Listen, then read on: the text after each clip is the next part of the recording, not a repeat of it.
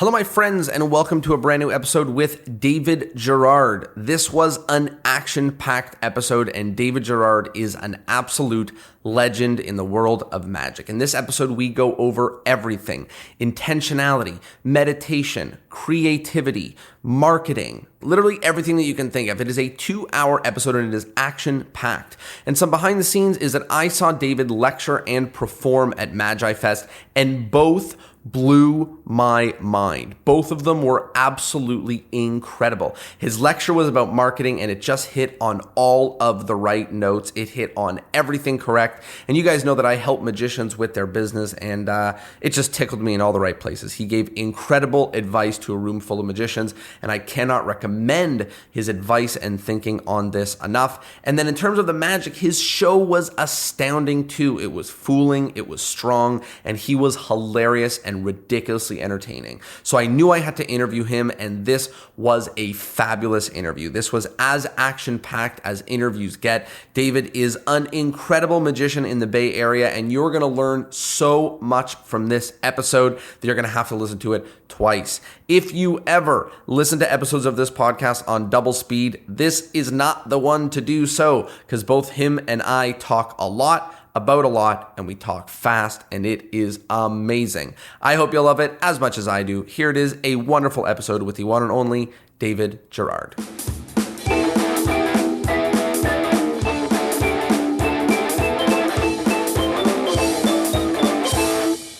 David Gerard. David, how are you?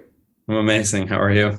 I am doing excellent. It is so great to be here with you. I knew a little bit about who you were before Magi Fest. I knew a little bit about your world. And then at Magi Fest, you had a show and a lecture, which were both astounding. And the lecture was great because it just tickled me. It was all sort of business and marketing-y stuff, which is my topic. I put a little pamphlet at the booth that I was at Magi Fest that says, if you're interested in marketing, just go to David Gerard's lecture. That's where I am. And the show was particularly fabulous, and I am a tough critic, and it was particularly fabulous, and I was just impressed 100,000%, and incredibly excited to do this podcast episode and learn a little bit more about behind the scenes in your world. Yeah, man. Me too. And I've been a student and long-time listener, first time interviewee or whatever. But yeah, dude, I mean, first off, my first note on my docket here says like to thank you for documenting magic like in this way. And I'm serious. It's anyone that I want to hear from, I can just literally search their name and dive into freaking an hour or two with you. And you've kept me busy on many a run. So thank you, sir, for your good work. Well, thank you. Thank you so much for the kind words. And since you're a listener, you know how this thing starts, which is getting all the way to the beginning. How did you get into magic? How did magic find you? For me, there's a really long version and there's a medium version. And I'll give you the medium. And when it gets interesting or when you think listeners might want to go deeper, let me know. And so for me, my story starts 6 years old, FAO Schwartz, Manhattan. My dad took me into FAO Schwartz. We went to the bottom. We saw a Marvin's Magic demonstrator.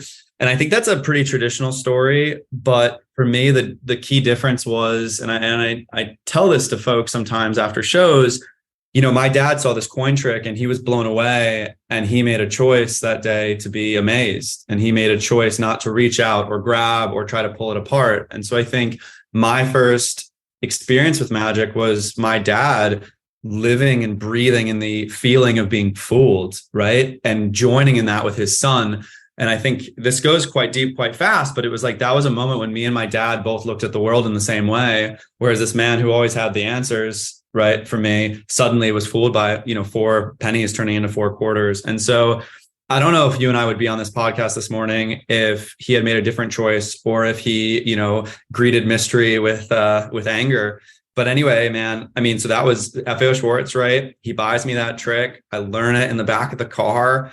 I show my neighbor, and my neighbor figures it out. And like, it's so funny. That like really, I got out of magic. I was in magic for, I think 70 hours or something. And just, I remember the pain of her like lifting and seeing how the trick was done. And I was just like, oh my goodness, like what happened in that basement of FAO Schwartz is not happening now. And like my 6-year-old brain cannot compute. And so I dropped it, man. How does that land? That is a great a great way in. How'd you get it back? It's funny. So that was like the first moment. So my first memory is so clear and clean. And then my second one's kind of weird. 13, right? I see David Blaine on TV. I'm like, there's no way that stuff for sale. There's no way I can do any of that. I guess I missed the Illusionist commercial or whatever.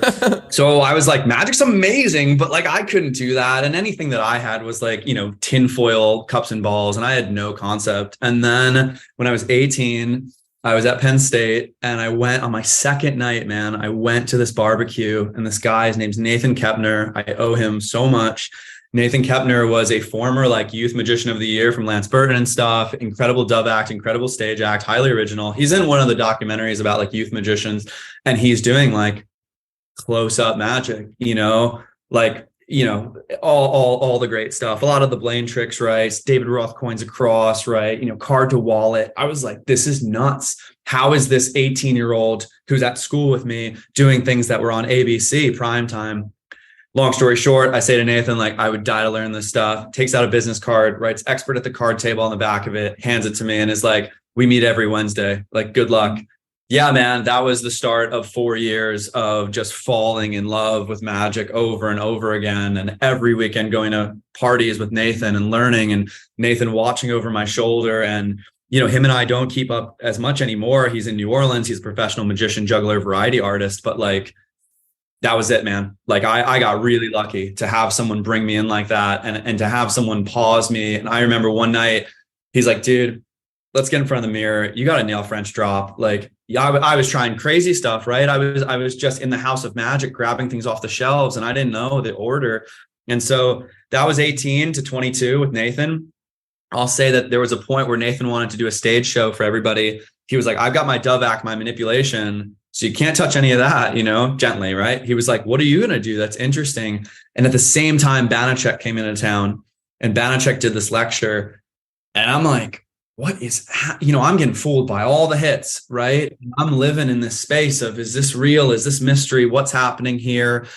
So Banachek, I owe so much to, right? And then go home, watch tons of Darren Brown stuff. And I was like, hey, Nathan, like, I think I'm going to do that book test thing. I'm going to try that tossed out deck thing. I remember the first time I got on stage and it was just like heaven because I was like, wait, here's a vehicle where I can connect through my natural kind of speaking abilities, right? But, with this incredible material that had been gifted to me from the elders. There's a couple things here that I want to talk about. I mean, the first, which is usually comes a little later, but I just wanted to bring it up because, it was so clear is you were talking about your dad responding to mystery with something positive instead of responding to mystery with anger.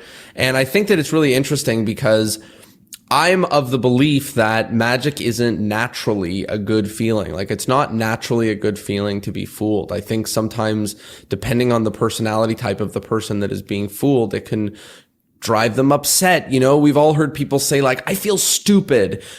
People sometimes, who knows why your neighbor reached for the gimmick, but it probably was a negative feeling brewing in her and not a positive feeling brewing in her to figure it out. So I'd just love to hear you talk about that for a minute. Like, do you think that magic is, being fooled is necessarily a good feeling? Do you think that, it's up to how the person, just in general, what do you feel about what being fooled does to someone? Yeah, man, I think it's like one of the most paramount questions we have to answer because that is what we're giving, right? Like if we were comedians, we'd be talking about like, does laughing feel good? And we'd probably agree that it's pretty awesome. And then, but with us, right, we kind of deal in this medicine that sometimes doesn't really go down that smooth. And I think it's our number one job to think about this topic of how does it feel to be fooled and how do we make that experience as amazing as possible? Because like you and I are here today because I think we liked some aspect of being fooled. Also that we might have liked learning the tricks too. And the audience never really gets to do that. So maybe they only get, the appetizer and never the main course, But for me, I think you can't paint with a broad brush here because everyone has different like programming and conditioning that leads them to the moment when they see magic. So that's number one. And then it really depends on how that magic dish is served up. And I just know that even in a night of walk around, if I interact with 20 groups, there are some times where I serve magic beautifully and smoothly. And there are some times where I don't. And I don't make it easy for them to fall in love with it, right? I don't build my act in the right way where the first thing is so fooling that they just give up, right? So there's a lot of nuances here. But to get back to your core question, like, I think we can get a lot of people in a state where they love the feeling of mystery and magic and wonder. I think that can be hard to do in 3 minutes at a cocktail party, but like, damn, I'm going to try. Like, I feel like I got to taste this amazing feeling of being fooled and delighted and mystified. And it is my job to get people there, right? I liken it to, I'm not really into jazz, but man, you go and see a jazz show with someone who loves it. And man, I've had some great times here in San Francisco doing that, right? And so they've been able to help me understand the art and how I should process it. So I don't believe in a hard, fast fooling is not great, but I do think, yeah, a lot of times it doesn't feel good.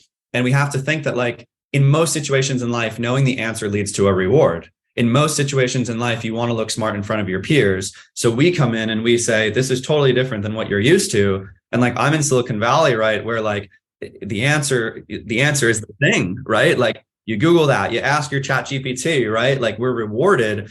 And I just find a lot of people are uncomfortable not knowing in front of others. And we got to make that smooth too. We can get into how I do that. But yeah, man, it's real and it's our job.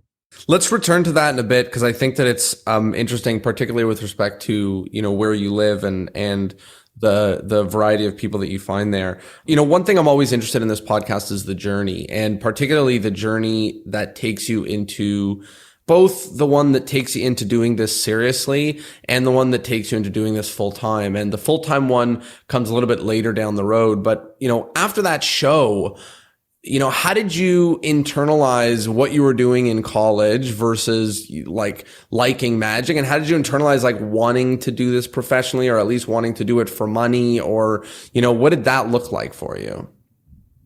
There was this funny quote I heard the other day in a different context, but it was like, the author was saying, I got into spirituality by necessity.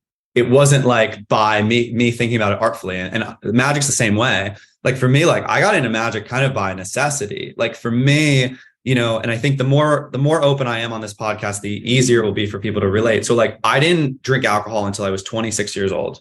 So because of my programming, conditioning, and upbringing, I was in college at a heavy drinking school, right? Feeling a little bit out of place. And I know there's a classic magic story about being an introvert and blah, blah, blah. But for me, like it was really pronounced. And so I got into magic out of necessity, because for me, like that was my icebreaker, right? Like I didn't have the solo cup in my hand, right? I had like the deck of cards. And if I could do it all over again, who knows? Like we got here. But for me, the magic became so important, because it was like, here's this vehicle as a young man that I can express myself with and connect with people and have a different activity besides playing beer pong, which there's nothing wrong with. But to me, it was like, it just started to feel like what I needed to do out of necessity to socialize and to break down those boundaries. And then that was very selfish, right? That was me wanting to feel better about myself. And then when I started to see the reactions and started to see what it would do to people, like I remember my first gig was for $50. It was a professor's living room and it was his birthday party. And I went in and I didn't know what I was doing, but like the energy after and the gratitude for what I had brought there to show them these things, I was just like, wait, this is amazing. And I think for me, starting magic at 18 was pivotal, because I think if it was like 12, 13, 14, 15, it was so part of my identity and I got so wrapped up in like the applause and the validation, it would have been different. And so anyway, this is a little meandering, but yeah, I basically chose it out of necessity. Then I got addicted to the kind of like intrinsic and extrinsic motivation factors.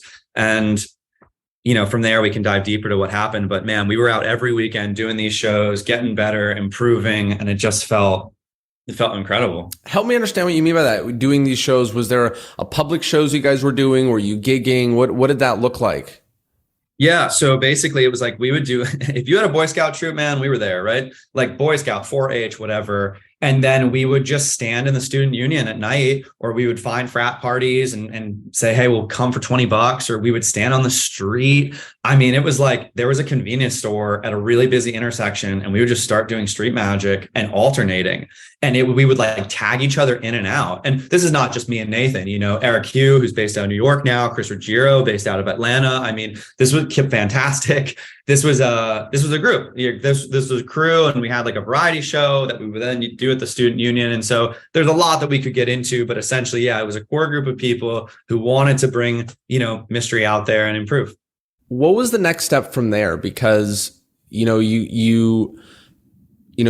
got a real job and a real job, not like a something to hold the fort down type thing. And only somewhat recently, magic has been a real full-time thing for you, but you've always been gigging, or at least for a while. So what was the like self-talk there? You knew there was something there in magic, but maybe it didn't feel like a career. It didn't feel like, what were the next steps from there that took you to, a real job with gigging on the sides? 100%. Yeah. And the only other thing I think that should be dropped in, to give credit where credit's due, Penn State was so big that they brought in a lot of great entertainers. And so the three names I wrote down were Justin Willman, Wayne Hoffman, and Craig Kargas, who came in and did like 70-minute shows in the student union for 500 people. And like Justin Willman changed my life. Like Nathan and I were doing tricks. Nathan had a sick 35 minutes, right? And then Justin was like, I had never felt someone own a room with magic like that. And then from a mentalism perspective, Wayne Hoffman and Craig Kargas. And I was just like, this is insane. So I'll get to the self-talk, but for me, those models of what a full evening show looked like were very important, because they weren't Darren Brown on a TV. They were like Justin with a suitcase. And Justin also made a choice that after the show, he was so kind to me and so nice. And like, I was like, wait, this isn't right. The red carpet was rolled out in a beautiful way. So I got to give those guys props, because man, doing colleges is not easy. Like I've done it, and, props to them. And they really brought magic to me in a real way. So that's the flavor there. So in regards to the self-talk, like I didn't have any models for what it would be like to be a professional magician. I didn't have models of what it was like to be a professional artist. Like I didn't know, And for me, based on my upbringing, I was like, I need a stable job with a stable income, and I need something that I can rely on to like, at that point, right, I had made $50 at a professor's house party. There was no line of sight. I didn't know people like, Eric Mead existed or whatever. And I didn't think that traveling around the country was for me. So anyway, right. So at this time, I'm so hardcore into my curriculum and my coursework. And I was like, I'm going to break out of Pennsylvania, like that kind of, I'm going to do something really cool. And, I was majoring in marketing, and I was like, where's the best place to do marketing in the world? Like it's Google, I think. I just created that, right? Because I didn't want to like go sell soft drinks or whatever. And nothing wrong with that, but for me, it wasn't the thing. So anyway, it started this journey of like interviewing at Google and coming out to California, and there's a lot of layers there, but essentially the self-talk was much more around, you can work at a place that normally is reserved for Ivy League only. You can work at a place where you're going to hustle your way into it. I did magic in my interview, classic stuff, right? Like to really stand out. And, that was kind of the thing that I really set my sights on. So magic at that point was a very serious hobby, but nowhere near, a lot of my peers and what they were doing from 18 to 22. I'm a late bloomer. Help me understand what your work was like. Like you were a VP of marketing. Yeah. And not at Google. So eventually, right, I went into the startup route, and then was eventually like a VP managing, big teams and stuff. But when I started at Google, like I was a peon. Let's be very, very clear. I was in AdWords, helping clients manage their budgets and stuff. There was nothing glorious about that. And it was really, Google would bring in these massive kind of starting classes of college grads, right? And then eventually they would filter into different business lines, if you will. And so I eventually ended up on Google Maps, right, which was like one of my crown jewels. But in the beginning, it was learning about, digital marketing, about Google's tools, how we could help advertisers. And yeah, no big teams, no big titles, and then did 5 years there. And then eventually went into startups because I wanted more of that kind of hands-on Silicon Valley, what's it like to be in a garage experience, which you don't get at Google. Like Google is like a big boat that you're helping steer, whereas startups are like, here's two pieces of wood. Like, does this float? And my personality led much more to the can this float? But I mean, we can go into what I learned at Google and how helpful it was, but and the caliber of people I was around was just disgusting. Like it was just absurd. But yeah, so that was the layer there. So 22 to 27 is basically that, then move into the startup world for another 7 years and then moved into full time.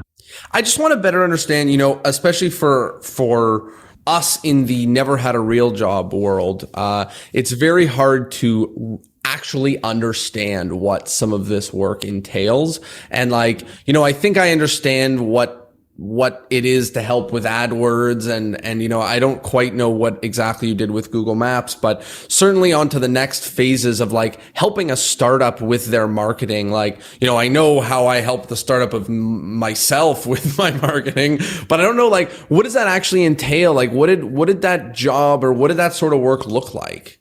Essentially, right, when you are a startup, you have a kernel of an idea that you are trying to bring to either a consumer or an enterprise audience.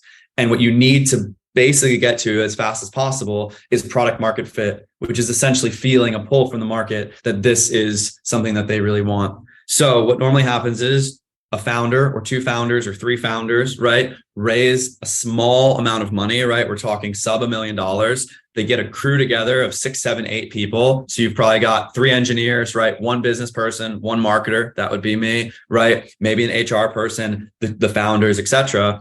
And you start trying to see, can this thing really float? Similar to booking a theater, right? And trying to see if anyone wants to come. And so my specialty quickly became positioning, which was about how are we going to talk about this product so that users resonate with it and feel like it solves a need for them, right? And go to market strategy, which was essentially how do we get the first 1,000 or 2,000 or 3,000 people on this? So people who work at big companies like Google and Facebook, again, I'm generalizing here, they're really amazing at managing millions and billions of users and what's happening with them, adding features to an existing stack, etc. On my side, it was no, how do we even get the first 10 people to try this? And what are the words that are going to resonate with them? Because you get one shot on a landing page. So that at a very, very high level. And then you go through different rounds of fundraising, Series A, Series B, Series C, Series D, which is kind of your journey to going public. Now, only 10% or less of startups ever do go public or have a liquidity event, which is selling, but or a way that people can take out their capital. But yeah, man, I mean, I specialize in Series A and Series B startups primarily because C and D is a different ball game, and but initial brand look and feel, right? Initial positioning statements, initial target audience. Yeah, man, I ran that playbook for a long time. Yeah. So when you say you specialized in Series A and Series B, does that mean you worked with 2 companies, 10 companies, 25 companies? What did that look like quantity wise? Yeah, for the bulk of it, about 5 years, I would be embedded at one company going super deep, right? 50, 60, 70 hours a week. Bam. And then I worked with my mentor on a consulting type engagement for about 2 years, and we would manage, 3, 4, 5 at a time. The only famous one is called Discord. Of course, I know Discord. Yeah. So we worked there for, 6 months, helping them on their positioning. And we would kind of drop in special forces, and then drop out. But that was basically the flavor. And so that 12-year career was kind of that Google chapter, the startup chapter with, touching 10, 15 different companies, and then hitting a point where it was okay, I want to go full-time at Magic. And so I think a helpful layer here is, what was happening at night, basically, right? While I was doing this during the day. And so, at 22, right, moved to California.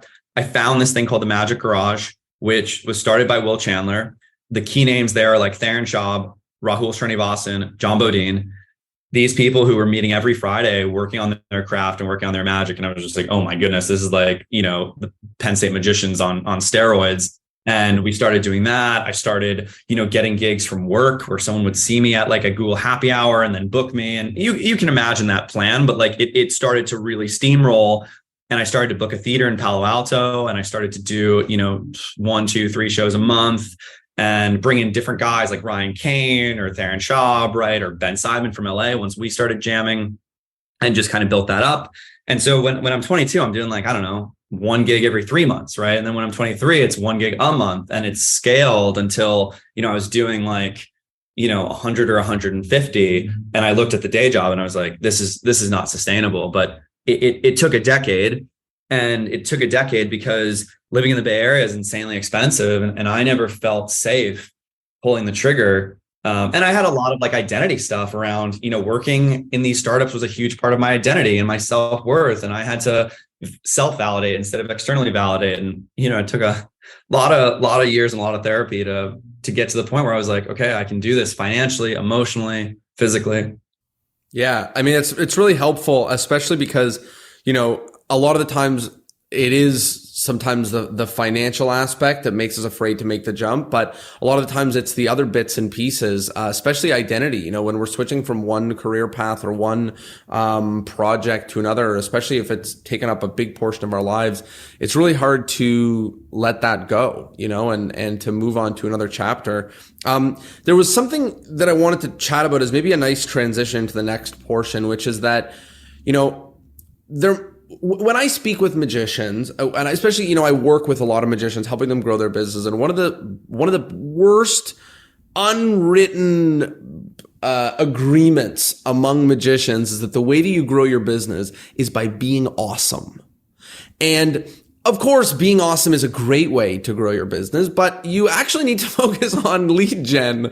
And you need to focus on, bringing leads in the door, and whether it's, SEO or whether it's, ads or whether it's, whatever the case may be. Being awesome is great, but you grow very slowly, especially without getting a big TV show or having 1 trillion followers on a channel. Being awesome only moves you so fast. And I'm very curious about the juxtaposition of you helping startups get their first 100 and 1,000 and 5,000 people aboard, while as a magician, seemingly from the outside right now, it sort of looks like you are of the mindset of the world will bring me more gigs. I went from a gig every 3 months to a gig every month because of just word of mouth. And were you thinking about lead gen at the time? Were you thinking about those sorts of things for magic at the time? I'd love to hear about that juxtaposition in your mind and maybe how you think about that in terms of magic.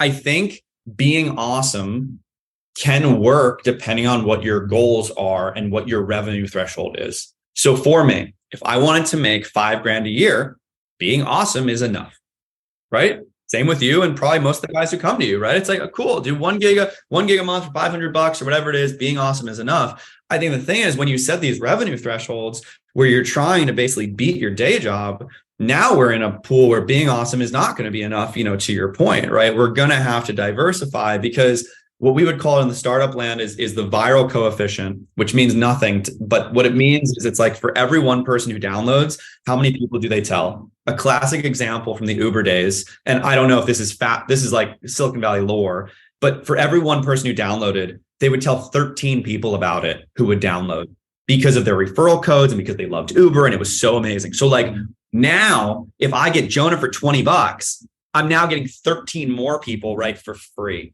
And that is the dream with magic for me. My dream is 250 people in a room, I destroy, standing O, we're all friends, and then 250 people go and book me. But the reality is that those 250 people are probably not in a buying decision or buying capacity. I'm probably too expensive for half of them. And I start to filter that down. So being awesome, your viral coefficient can never get to Uber level, right? The reason technology products grew so fast, one of the reasons, is because it was free. There was no cost of goods sold. It was just another download. It was a $15 referral code, Jonah Eats. And then everyone has Uber Eats on your street or whatever. And magic doesn't really work like that as much. So I think for me, being awesome is the core of my business, right? And I shared at Magi Fest, I put up my slide with basically my breakdown of where things come from, right? And, we've got, I'm looking at the slide right now, you've got about, 30 to 40% of my business that is word of mouth, someone saw me, being awesome, which is great.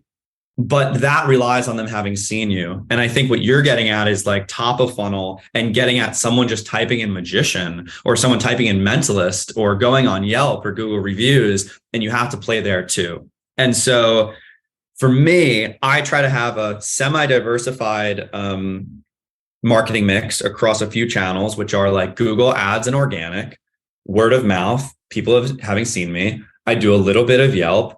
I have a lot of event planners in the Bay Area who know me, and I'm on their short list, right? Then basically rebooking from gigs in the past to, have another summit or another conference or what have you. I think those are the top ones. To link this back to what do I see startups do?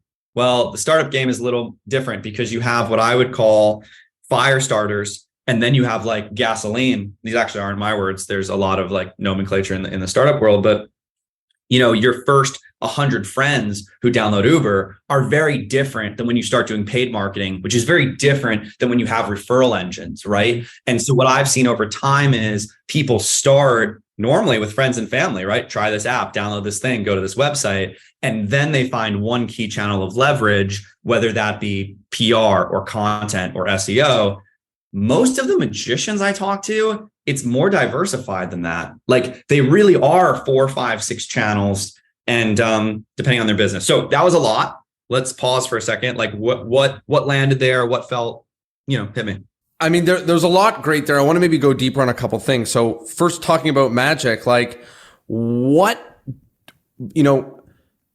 adding up the categories that have to do with just being awesome, what sort of things can a magician do to increase that viral coefficient? Like what can a magician do to increase the number of referrals and rebooks and I saw you at so-and-so's event? Yeah, 100%. And so I think for me, the fun thing about this is I have felt this change over the last 12 years. Like I felt when I was 24, 25, no one was asking for business cards and nobody really there was no viral coefficient, right? It was kind of like slow. And now when I walk off stage, this is not arrogance. This is just reality. People are coming up. They want business cards. They want to know what's up, right? And in a fairly decent velocity here, right? People want me to follow up with them, etc.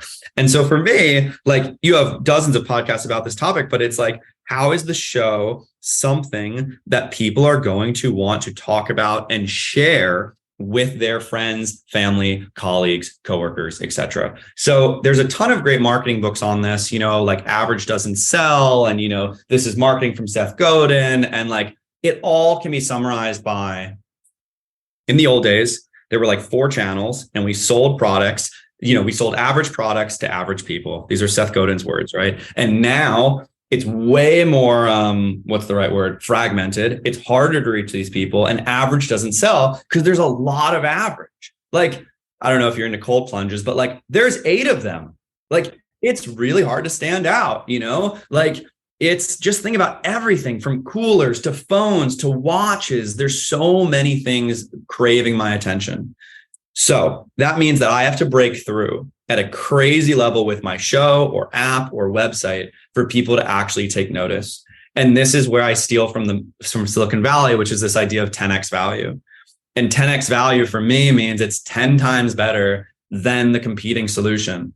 Uber, 10 times better than a taxi, right? Uber Eats, 10 times better than walking at 3 a.m. to go get that burrito, right? Airbnb, 10 times better than a bed and breakfast. And so I just think most magicians are 1.5x or 2x or 3x. And so they're not going to get that person running up after saying, I need this, I need to bring this to my employees. And I just know that no one was saying that to me 10 years ago. And now more people say it. So let me pause there. But I think that idea of 10x value is so important to me and the companies that I worked and work with, because a lot of times users will say, I like it, but I don't love it. Or that's cool, but it's not going to come into my mind. I'm not going to dedicate energy to it. Aside from reps, how do you get a 10x show? Well, the first thing is reps without thought is just madness, right? I can lift a weight the wrong way, hurt myself, and be like, Jonah, I did 1,000 reps. But if I get you to look at my form and fix it, that can be a lot better. So I think for me, and this gets into that brain trust idea of all the people I surround myself with, it's how do I take the show that I'm doing, show it to, the brotherhood, right, or sisterhood, and get that feedback so that the show can be better over time. And so I think it's a little out of scope to say how do you get an amazing show? But for me, it was showing it to Colin and Ben and Theron and Dan and Sanj and Eric and Jamie and Dennis and Michael, and just getting that feedback for them to be like, hey, this isn't smooth. This doesn't look good. You sound weird here. That's not funny. I think I've taken more truth bullets than like anybody because I just had to be able to see through the outside eyes. So for me, that's using magicians.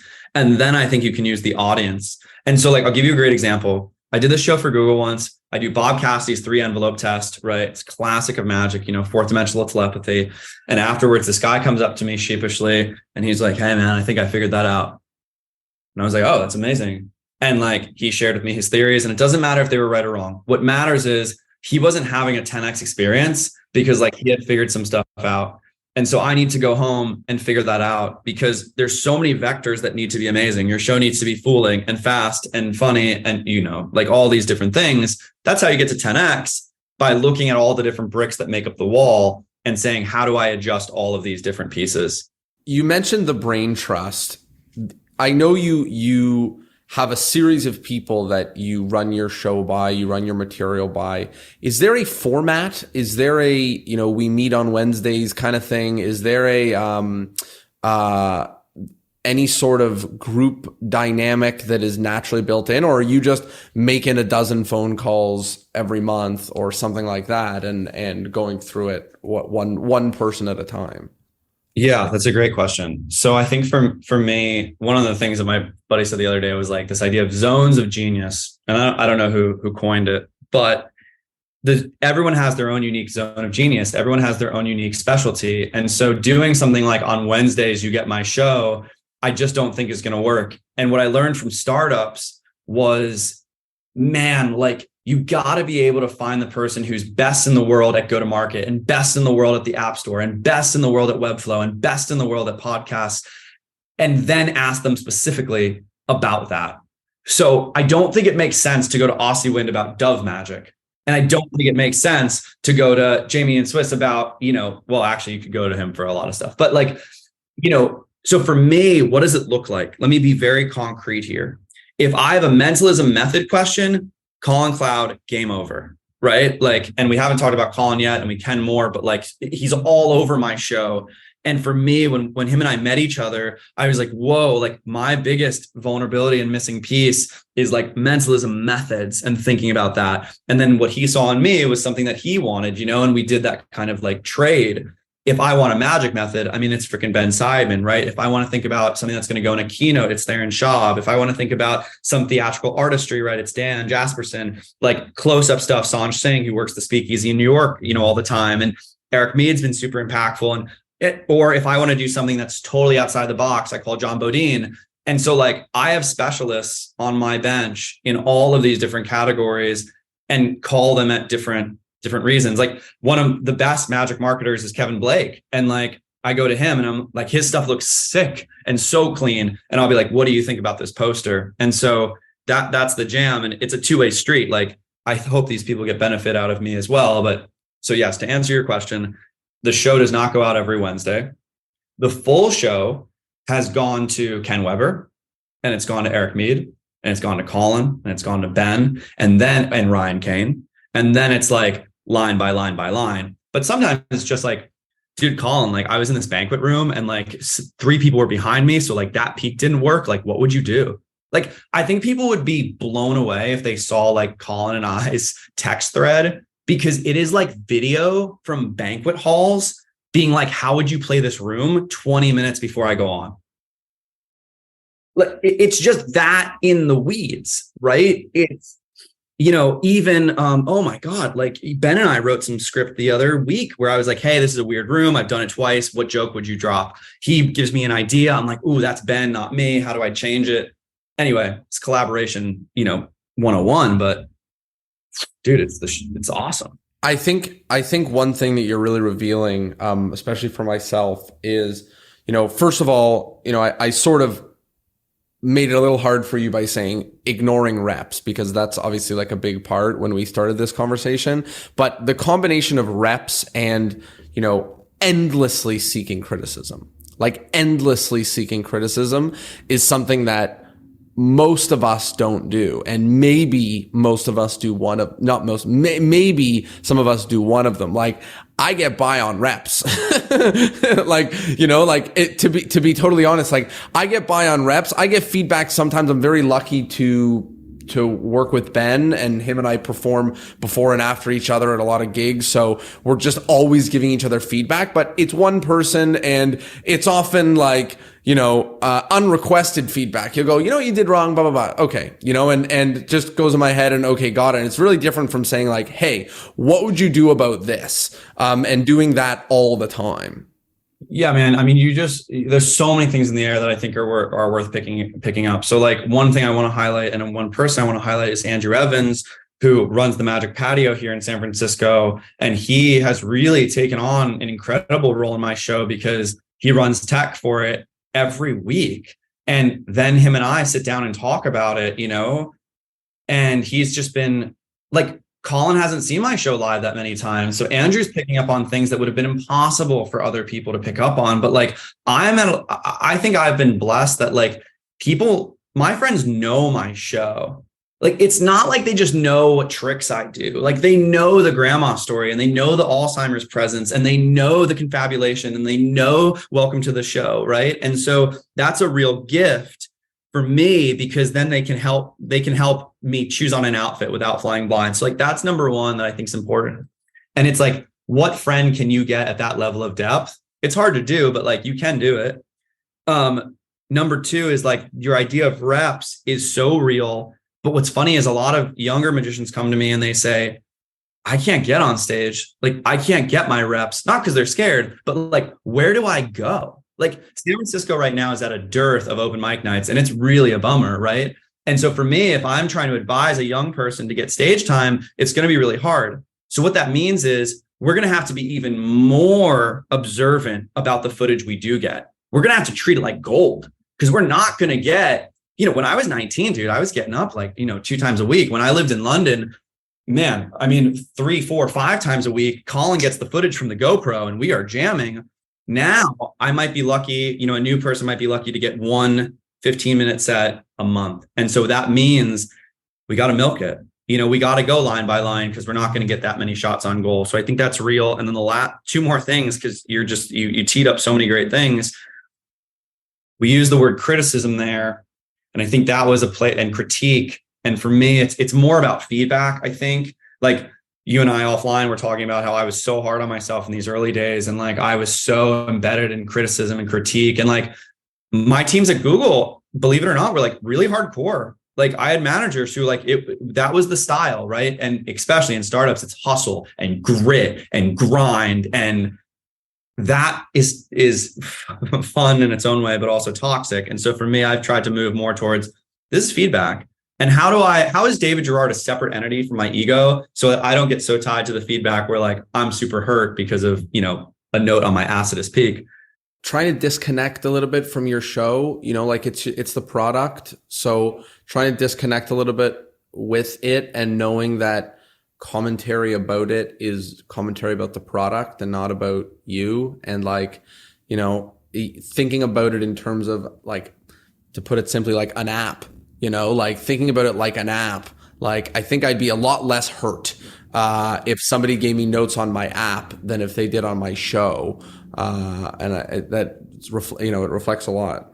But that just like something in me just like really, really percolated, because I think one of the things I loved about working on apps and stuff was that like I was detached. Like, no one knew that the Discord security center was David, and that detachment actually helped. And there's a great book, The Art of War, or The War of Art, where he talks about like, from 9 to 5, you're Jonah Inc. and I'm David Inc.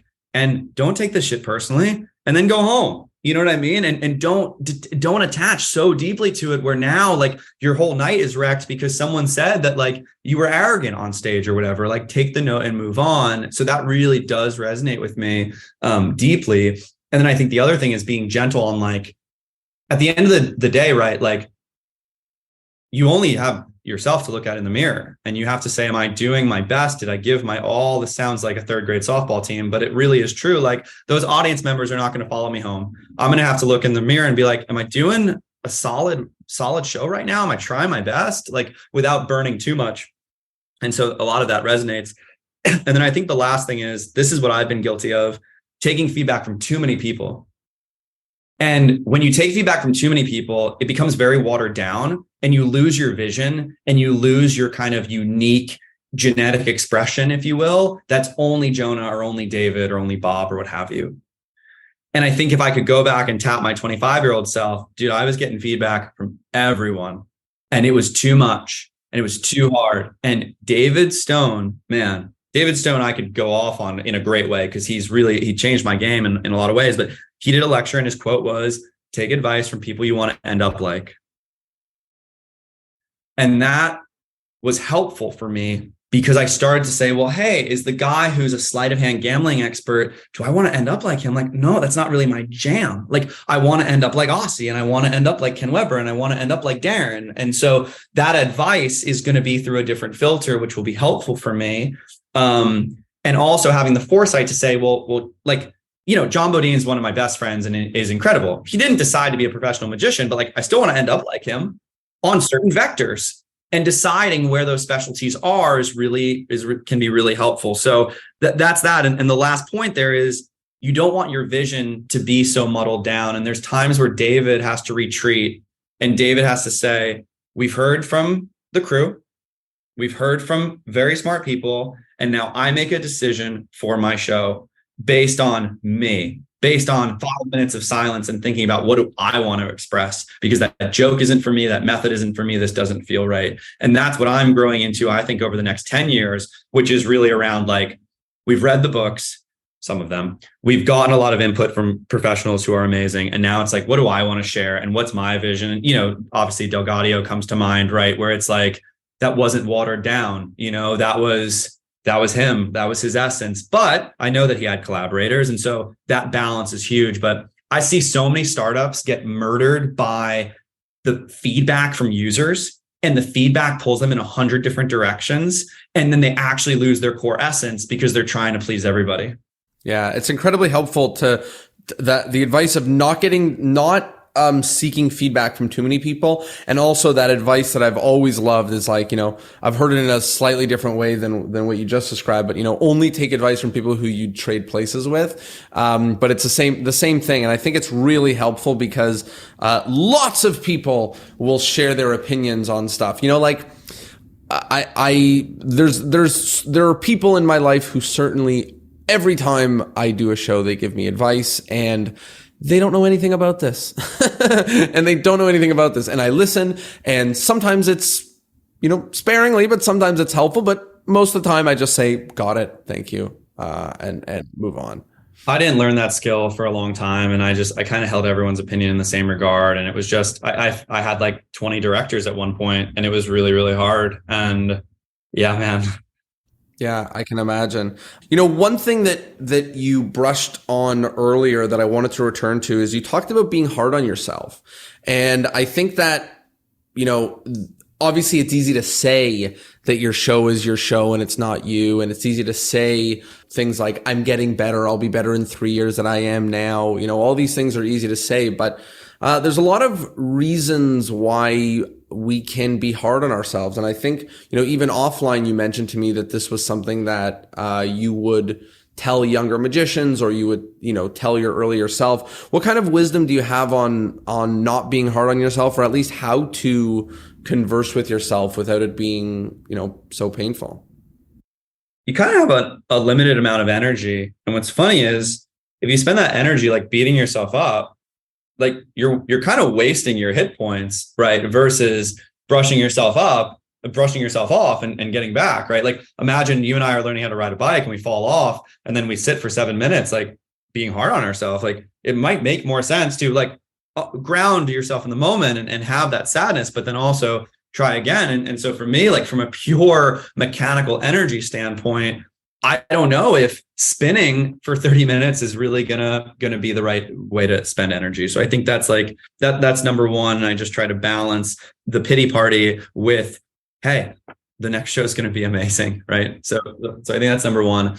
And the number two is like a lot of my mindfulness and spirituality and Buddhist readings have really helped me detach from like myself. And what I mean by that is not taking myself so personally and realizing that there is a difference between something that I'm doing because of patterns and programming and conditioning from like who David is at the core. And like, we don't need to turn this into a spirituality podcast, but I, over the last few years, have been able to like put down some of the bags that I was carrying and be less hard on myself, because I can see why. I can see the math of how I got to that solution. And then I can say to David, like, oh, right. Like, based on your inputs, of course, that's where you ended up. And now we can make a different choice because now we're aware of it. So like, I'm really hard on myself because I had role models who were really hard on themselves and really successful. And my brain said, if you're really hard on yourself, you will be successful. And my brain said, if after a meeting, we instantly focus on the negative and we instantly focus on where we missed, then the next meeting is going to be amazing. And I think I needed different role models more recently to show me, hey, look, like we can actually have that post-game analysis and it can feel different. You know what I mean? It can be what we're going to work on in an exciting way. We don't need to beat ourselves up as badly. And your success is not as tightly correlated with beating yourself up as you might think. And there are other roads to Rome. And I think for me, like, yeah, like I do so much better shows now since like I'm not burnt out from startup land and I'm not so hard on myself and I just have more love and energy to give. And it's like, oh, maybe that was part of the solution. And a lot of the people in the brain trust were just like, dude, David, you're really freaking hard on yourself. Like there's another way. And I think hearing Darren Brown podcasts, hearing him talk about like his process, I was like, this guy is having like fun. Like this guy's following like his bliss. Mike Pashota, right? That great podcast you did with him, right? He's following his bliss. He's following his energy. He's not in friction to the world. And like, I was so in friction because of like the startup grind. And I thought that was the only way. And then I found these other ways, right? Where you still have to work, but man, you listen to Darren and he's like, I would have been happy doing card tricks in Bristol at that bar. And you're like, oh, so he's always coming from a place of abundance and he's always coming from a place of this is the new fun next challenge. So why would I beat myself up? I'll just go back to Bristol. And I love that stuff, man. I've had to take down so much to reprogram my brain. You know, I think there's obviously so many things I could chat out from what you just said, but I think, you know, what you just pulled is really helpful that, you know, there's a million directions that this journey can take, a million directions. And following the fun is like a pretty good way to do it. Like, you know, I have found it got me very excited when I interviewed people and I discovered that the way that some of the best magicians in the world like write their scripts is by doing it and then recording it and then writing it down or whatever, and not sitting in a quiet room and writing their first script down. And, you know, that just filled me with joy because it just felt like, like that's how I like to do it. But I've always felt that it was wrong. And then I sit and I bash my head against the wall because I just can't do it that way. So just like what you just said there is like really helpful that, you know, there's a million ways to do these kinds of things, and following the fun or following at least the ways that are a little bit more, you know, natural, the path of least resistance. Like, you know, this stuff is really, really helpful if we're going to be in this journey for 10, 20, 30, 50, 80 years, you know? Yeah. Burning out. I actually had one of my mentors tell me like, hey, I think you'll be a CMO by 40 and be miserable. So like you will have the best LinkedIn and you'll be miserable. So what do you want? And I think that was such a great wake up moment. And then, you know, I would turn your listeners on to like Jim Carrey has some great stuff on this. Will Smith has some great stuff on this. Rainn Wilson. And the core idea being they were so successful on paper and so successful to the outside world, but inside they didn't feel great because, to use your words, maybe they didn't follow the fun enough, right? Or maybe they just like their mindset could have shifted and been different. You know, Will Smith on this one podcast is like, after the 9th #1 movie, I was like, shouldn't I feel a little better? Like, and then you start this more inward path because the outward world can only give you so much. And so the other things that I want to pick up here are follow the fun. And I would say that we need to respect like how much of a privileged conversation it is for us to even say follow the fun in, you know, Canada or America or whatever. And what I mean by this is like, there's a lot of people who wish they could follow the fun, but they're driving for Uber at night and then working at Chili's or whatever. And Geez Louise, like the world is hard. The world, I was at Magi Fest and I see 800 magicians like in a room following their bliss. Like that is so beautiful, because a lot of the rooms that I've been in are people who are like working their way up Maslow's hierarchy of needs. And what I mean by that is, right, like first food and shelter, right? And then, security. And there's so many people who don't have that. And so, anyway, I think it's important on a podcast like this to acknowledge my privilege, which was like born in America as a white male who went to university, who could spend time doing tricks because I could take on student debt and not worry, got an incredible job. Like it's something from the universe is tapping me, reminding me to stay humble, that even this conversation is an absolute gift. And the fact that we can do this. Yeah. And to just go on that an extra level is just to say that, like, the difficult and the hard and the pain and the struggle is a whole part of this, that we're like, saying like, you don't have to be hard on yourself is like what you say once you've made it out, like once you've hit some sort of terminal velocity, like then you can talk about like not being so hard on yourself. But when you're like, like talking to myself, like living in a basement apartment, like not getting any gigs, like, hustling and grinding and not making a ton of money and like not having it figured out, like that's when it's really hard. And that's when you don't just follow the fun. Maybe you do, but I don't know. Like that's when I had to just work. And then at some point, you can get from 10 to 100 by following the fun, but maybe it's hard to get from 1 to 10 by following the fun. Yeah, I think that's really kind of a good thing to put in the middle, which is there's this survivor's bias of people who make it out and then say like, yeah, we were eating coconuts and it was fine. And it's like, well, human memory is super unreliable. So maybe you don't actually remember what happened. And a lot of the dots make sense when you look at them in reverse, but in the moment, like what was happening. And here's the funny thing, man. I think what's cool about this is I can show you 10 entrepreneurs who followed the fun and made it out. And I can show you 10 who hustled and grinded. And we're like, dude, you got to hustle and grind. Jonah and David are full of it. And that's just for the listener to decide.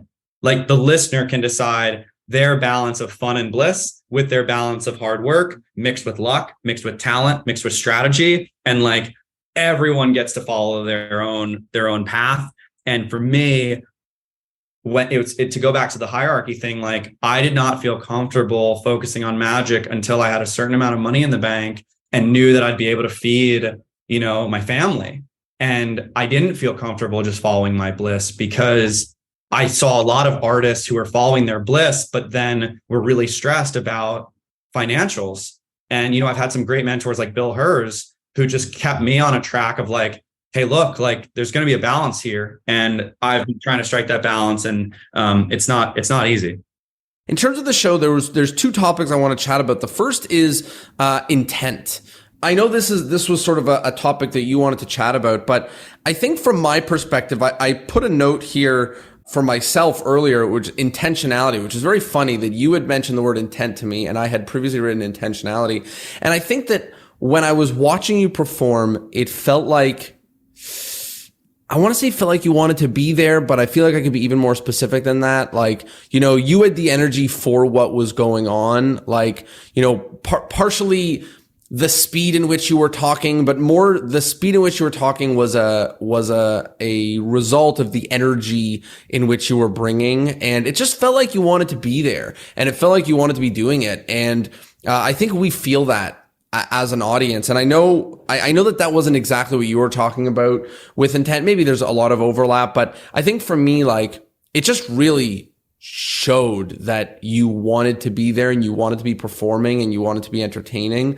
And I just love to hear you talk a little bit about that, like channeling that in your performance and getting that sort of energy out. So this is one of my favorite topics. And I think it actually is one of the things inside of our 10X conversation about how does your show become 10X. I think one of the greatest levers you can pull is actually intent.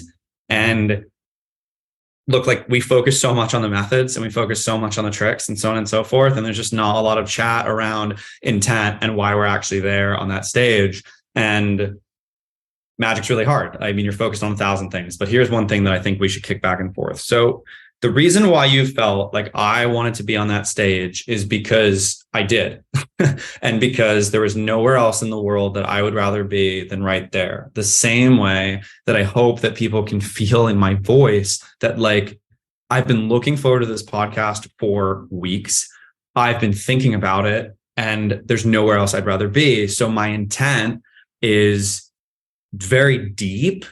And I think it's also, hopefully it sounds pure because you're not paying me. I don't have products. I don't have an online course. I have nothing.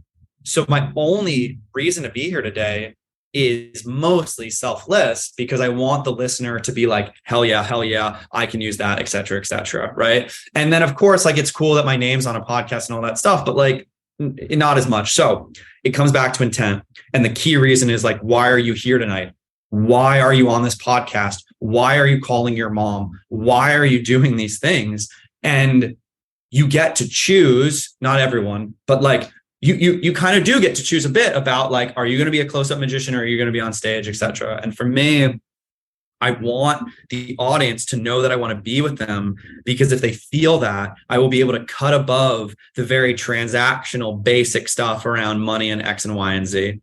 And this goes back to like when I was at Google, I just worked with so many senior leaders who sometimes their intent was amazing and sometimes the intent was off. Same thing with founders. Like you would hear a founder get up and speak at a conference and you could just sniff like they're here for the money, which is fine and noble. And I get it, but that's very different than like, if you hear someone speak like Simon Sinek or something, right? Or there's a bunch of different names, but around when their intent is so pure. And a lot of the spiritual listening that I do, there's two buckets, man. One is people trying to help and share love. And the other is trying to sell their $19.99 download. And like, you just kind of feel it in their eyes and their body and their presence. So these shows that I do, I remind myself that like, this is a gift passed from the elders, and I need to share that with the world so they can feel the way that I felt in the beginning. And people have talked about this, I'm sure, but like that's it, man. It's why are you here? And how do you let an audience feel that? Yeah. I mean, I think you're getting close. I want to dig a little deeper and ask like, it's December, you've got 30 gigs in the next 2 weeks, and some nights you've got 2 different shows. Like, how do you want to be at all of them? Like, or how do you tell yourself you do? Or how do you walk into there feeling like you do? Or like, how do you like tactically, like, how do you do that instead of just showing up? And like, there's a spectrum from phoning it in to really wanting to be there. And like, I've gotten out of phoning it in. I'm never phoning it in, but I really was moved by how much it felt like you wanted to be there. And that is a lot rarer for me. And even now, like I've got a show coming up this weekend. It's like a public show at a comedy club. We've done 30 of them. The amount of attendees in the audience has been dwindling. They sort of sell the tickets, so we're not really in charge of that. And it's been sort of dwindling a little bit. And I'm just like, not dreading it, but like, I'm not like, yeah, like I get to share my magic with this like half full audience. Like I'm just not feeling that. I love it. Okay. So you're beautiful. So let's divide this into like 3 pillars. The first pillar is December. The second pillar is the show that you have coming up, which I think we should do a little dialogue on, which could be really interesting. And then for me, I want to take one step back because every time you say something, I'm like, oh, this is a good gem. I want to give again credit to people who I watched have selfless intent. And it's really important. And then I will go back to December and the show that you have with 10 people. Like when Paul Vigil sat down and showed me freaking, I don't even remember. It was like a stop trick. My world stopped. The intent was so pure and visceral. And we were at a busy magic convention, man. There were 100 people who wanted to talk to him, right? And he looked me dead in the eye and everyone else vanished. That is Paul Vigil. Amazing. Jared Koff, close-up room 4 years ago. he was there to carry on the chain of his masters. Do you know what I mean? Like the intent, it was just dripping out of this. First time I saw Ben, it's a great story, but we don't have time, but he was in the parlor and he started crying during this coin trick. And I was like, that guy is not here for the free drinks.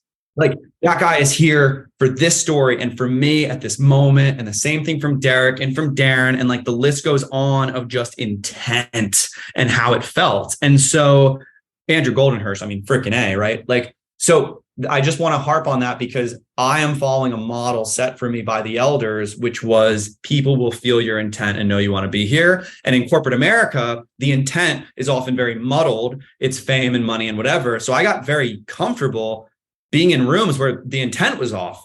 And then someone would come in with pure intent and you were like, oh, what is this medicine? You know, like you hear a founder who runs like a nonprofit, right? And like, you know, you'll get that in your veins. So anyway, a lot of TED Talks have good intent too. So that's the flavor. Okay, let's go to December gigs. December gigs and staying motivated.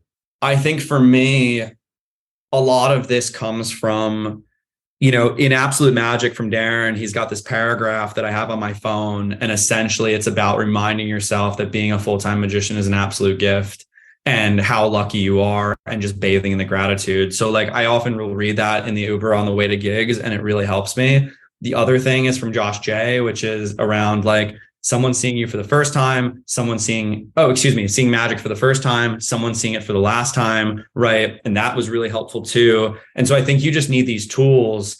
And I think there are a lot of them out there. The thing that I would add is like, the more we get out of David and Jonah, and the more we get into like, roll with me, us as like a universal collective, the easier it is for me to drop, I'm tired, I'm stressed, I'm whatever, and just start to play for the team. And so what I mean by this is like, every time I do the top palm, I think about Jamie and Swiss. And I think about the depths of COVID on Zoom, making sure my pinky was in the right spot. And so I carry that consciously and subconsciously into my gigs. Tom Maurice has tons of writings on this, right? With the 7 veils and what the audience can feel and so on and so forth. And so what I'm saying is that like, now it's not me at the gig, it's me and Jamie. Now it's not me at the gig, it's me. And, you know, every time I do, I have a beautiful thing that Luke Germain came up with. And like, I feel like he's not in this room, but I am. And so thus he is in this room. And like, this sounds like, you know, we're crazy, but that helps me stay motivated. And the last thing is like, if you feel yourself burnt out in December, maybe you've taken on too many gigs and maybe you can't self-help your way out of it.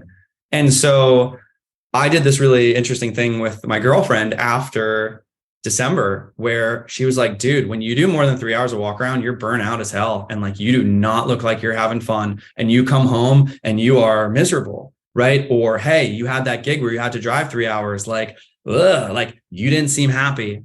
And so this December, it's like, well, the money's very, very important because rent ain't cheap, but also I don't want to give shitty performances. And so I wonder, like you and me are probably both burnt out in December. What's a way that we can change that? I'll give you one tactical example. I love doing walk around after my show. I don't like doing walk around before my show.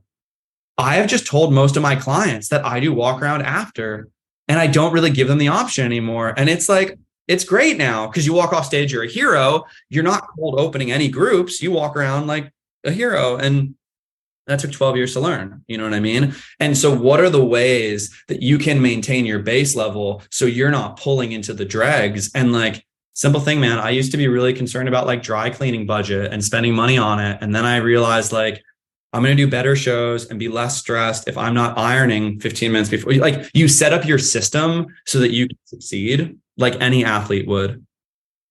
That's really helpful. I think the advice of only selling the thing that you actually want to do is a hard lesson to learn. I don't mean want to do necessarily in the sense of like, oh, I like to do this, I don't like to do that. But you realize that like, I don't run ads in 3 provinces over because I don't want to fly to do a gig and fly back unless I really have to. Like we are the Toronto Magic Company, not Canada Magic Company, because I like that it's a small city and I can Uber to most of my gigs. And, like part of that is by design because I have slowly figured out some of the things that I don't want to do and do want to do, and building your offerings and your options around the stuff that you actually can do or want to do and fuel you versus taking away energy is a helpful way into that.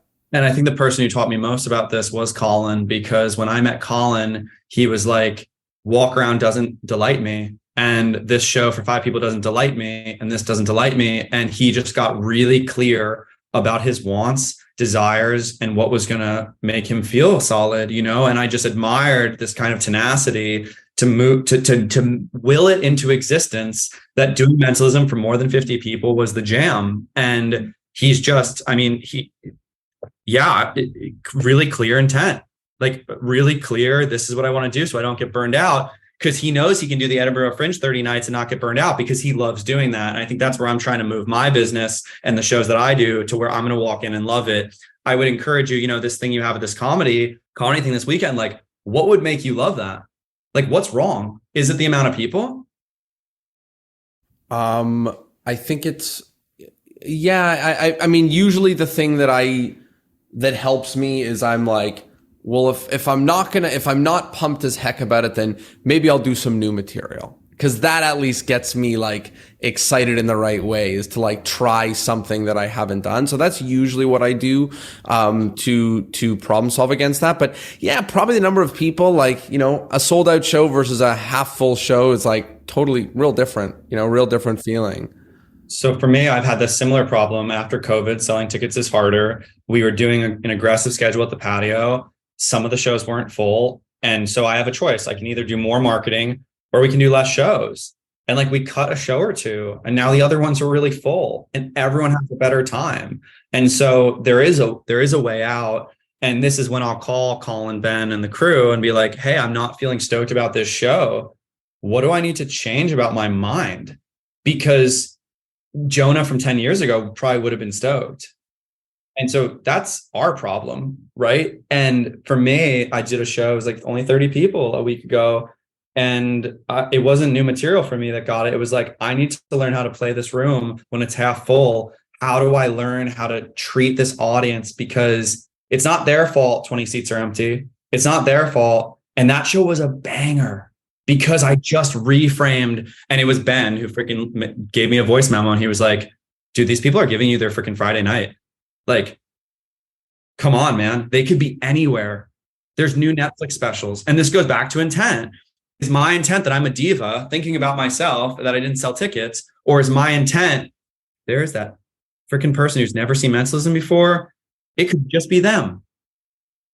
Yeah. And especially what you said, just to go back 2 steps, like having those things like that Darren Brown paragraph and the Joshua J quotes and things like that, like to give yourself before a booking, before a show, on the way over, like things like that really do help, just to remind us the gravitas of what this is. Like I always laugh about the 2 sides of the coin. Like on one hand, like I'm a magician, we're doing card tricks. There's no real gravitas here, you know? But then on the other hand, like, yes, there is. Like I had somebody pull out a card from their wallet and they were like, you did this trick to me like 6 years ago. And the card wasn't even signed.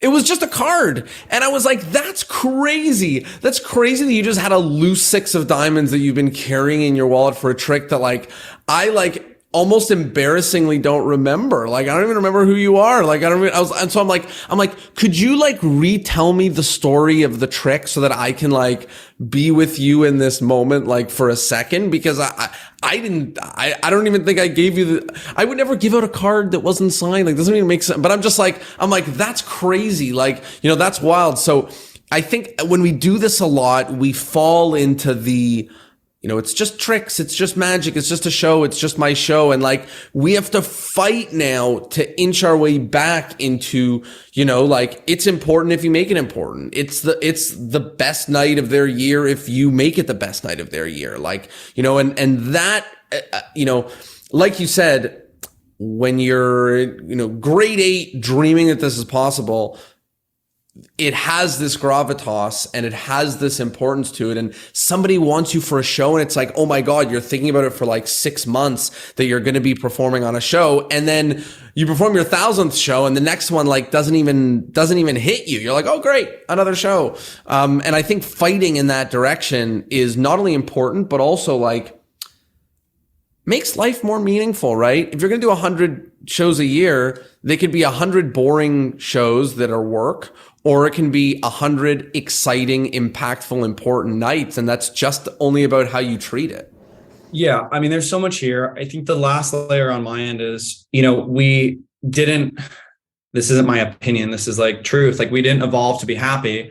We evolved to be, hunter gatherers, right? Finding the next thing and growing and getting the dopamine hits. And then on the hedonic treadmill, we get addicted to speed 9 and then we need speed 10 and we just keep on climbing. And so what's happened here for you and me on the 17th gig in December is like, we're not getting the hit that we used to get, And so we need to rewire and retrain our brains to just bathe in gratitude more. Like I've read some amazing books about gratitude and like, it really is a practice. Like you have to get good at it, right? Like even now, I can settle and re-feel the gratitude for you and me being able to do this on Zoom. Like, what? Right? And I can be blown away by that and retrain myself that like there's always something to look for that's positive. The thing that I would tell listeners to check out is I have this app called Mantra. It's not mine. And it's positive affirmations and gratitude statements. And I do it every morning for 5 minutes. And like, man, it reminds me what's up. And the second one is if people are really interested in the science of gratitude and the science of mindfulness, like this book called Buddhism is True, really changed the game for me to just realize why my brain is doing certain things and why it's getting comfortable and that how I need to shake it up a little bit. And then the last thing I would say is there's this idea that like you've got expectations and reality. And when your expectations are below reality, right? These aren't my ideas. This is popular self-help, but it doesn't get in the ether as much as I think it should. It's like if your expectations are below reality, you're delighted. If you think Magi Fest is going to suck because there'll be 10 people and there's 800, you're like, this rocks, right? But if you build this thing up where every show is a standing ovation and every show people treat me like a god, you're bound to be disappointed. So anyway, there's who's that UK comedian who's really amazing? Jimmy Carr. There's this great podcast with Jimmy Carr people should check out from Diary of a CEO. And he talks about New Year's Eve is always the worst night of the year because your expectations are like Elton John picks us up. Then we have 3 bottles. Then I do a set for, The Rock. Whereas the Tuesday night with your buddies that like was supposed to be nothing. And so how do I try to lower that bar on my shows to the point where I'm just grateful to be there? If everything works, Yeah, that's really helpful. And I've noted both of those apps and books down. And I just want to take a moment to say that like we resonate on so much similar stuff. I'm really enjoying myself right now. Like, and one of the reasons why the lecture and the show really, really resonated with me, because I was just like, this is one of my people, sometimes you, like you were mentioning earlier, like you've got a gambling expert doing gambling demonstrations. You're like, this is awesome. Not me, but this is awesome, and like every now and again, I'm like, no, but that's exactly it. So, thanks for pausing and saying that. Cause I feel the same way. And I don't know if you find this in yourself, but like when you reflect that, I start to say, well, what's my energy right now? And my energy is I'm trying to give the listener so much. And you also are like a fast, hard charging guy. So they like, man, we're the tag team, right? Like it's not Penn and Teller where I'm silent. It's like, we're both talking. And I think it's helpful. The thing that I would want to remind myself in this moment is people can follow up with me or you. People can go find these books and tools, and we don't need to do the whole life's work in 90 minutes because if you and I chat in a year, it'll be different. So that calmness of we've already done enough and we want to give is like a cool straddle. But thanks for pausing because I feel it too. And maybe for those of you that listen to podcasts on 2x speed, maybe this isn't the one. Maybe this is the one to go back to 1x. I wanted to change gears a little bit and talk about one part of the show and something that just channels into advice for magicians, which is originality. And I'll just sort of share a little bit about my thoughts, which I think you and I have a lot of similar agreement on. And then I'll mention one aspect of the show that I really appreciated on this front. But in terms of my thoughts with originality, like, we had an open mic night in Toronto it was weekly for about 4 or 5 years. And in the second 2 years, I tried to invent magic, invent tricks that have never existed before, not come up with things that were similar to tricks, not just to invent stuff. And probably, I don't know, 30, 40 tricks that I put together. And it was all nonsense. It was awful. None of it was really great. And, you know, it wasn't bad in the sense of I was like, this is bad, but I should really do this again. I was just like, this is weird and horrible. And like, maybe I should pay attention to my like elders and stuff and like, you know, use the stuff that they built. And then, I changed my tone a bit and I started taking effects that existed and doing them and internalizing them and making them my own. And that has been much more effective and much more fun. And I think that I was stuck on this idea of originality for a really, really long time. And I ended up having a lot more success and fun and positivity that came with doing an effect that resonated with me and doing it until it was me. And like, you could ask anyone in Toronto, if you're like, what's Jonah's signature trick? It's probably my balloon swallow. I did not invent the balloon swallow, you know, but I've just played with it so much that it has merged with me. And I always use the example of David Williamson and like Rocky Raccoon. Like, you know, he didn't even invent the prop. He bought the prop like we all did, but now it is one with David Williamson. And I think that there is like some of the other spectrums we were talking about, you can take a trick, you can buy a trick and do it exactly as printed. You can buy a trick and make it unrecognizable and add phases and make it your own and use that as just a starting point. Or you could arrive somewhere in the middle. And for me, I start at the taking a trick, writing my own script, and then I slowly inch my way towards it being different and special and unique. And the thing that really jumped out at me was the welcome to the show. Aussie wins, whatever, catch 23, catch 22. It's 23? Yeah, 23. That's a fabulous trick. It's a trick I do. I use the same damn orange envelopes that he uses. Basically, I put the same 4 things in the envelope that he uses too. So I haven't really done anything with the trick. Maybe there's 2 sentences of presentation. You know, I have money instead of a check in it for reasons that are my own. But haven't really done all that much to the trick. And I saw you do it and I just thought, like, what a beautiful example of somebody doing a trick that someone else invented that has enough juice in it that makes it unique and makes it identifiably you, but it's like someone else's trick. And like, I want to know how you think about both advising magicians who are getting into this, but also the magicians who have been doing this for a while, like, to add new magic to your show. Like, what does that look like? How do you not get caught up in originality and still eventually end up with something that is unique and original? Yeah, man, what a great swimming pool. So, okay, so there's a lot here. So you might need to poke me back to the breadcrumbs, okay? But let's start with Catch 23. Then we'll go into original material, goals, and then I want to highlight Colin and Ben as like my elders on that point. But so Catch 23, I think Aussie made an incredible routine. Like, Aussie, genius, done. Like, we're covered. Based on a routine of Gary Kurtz.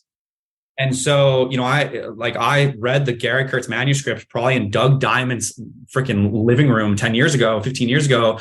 And Aussie took that and added in that idea of the descriptions of people inside of the envelope. So I think we also need to look back at, like, well, how much of that, you know, we all are building on the shoulders of giants, right? And Gary Kurtz probably got that idea from someone, right, with the special tool we know about, et cetera, and doing that. And for me, it comes down to when you get on that stage, what do you want to present, and what is your originality threshold where you're going to be happy? And what I wrote down here was you can have original tricks, methods, scripting, jokes, lighting, audio, presentation, outfit. There's so many pieces on the buffet of originality, right, that you can pull from. And for me with Catch 23, it's not done yet.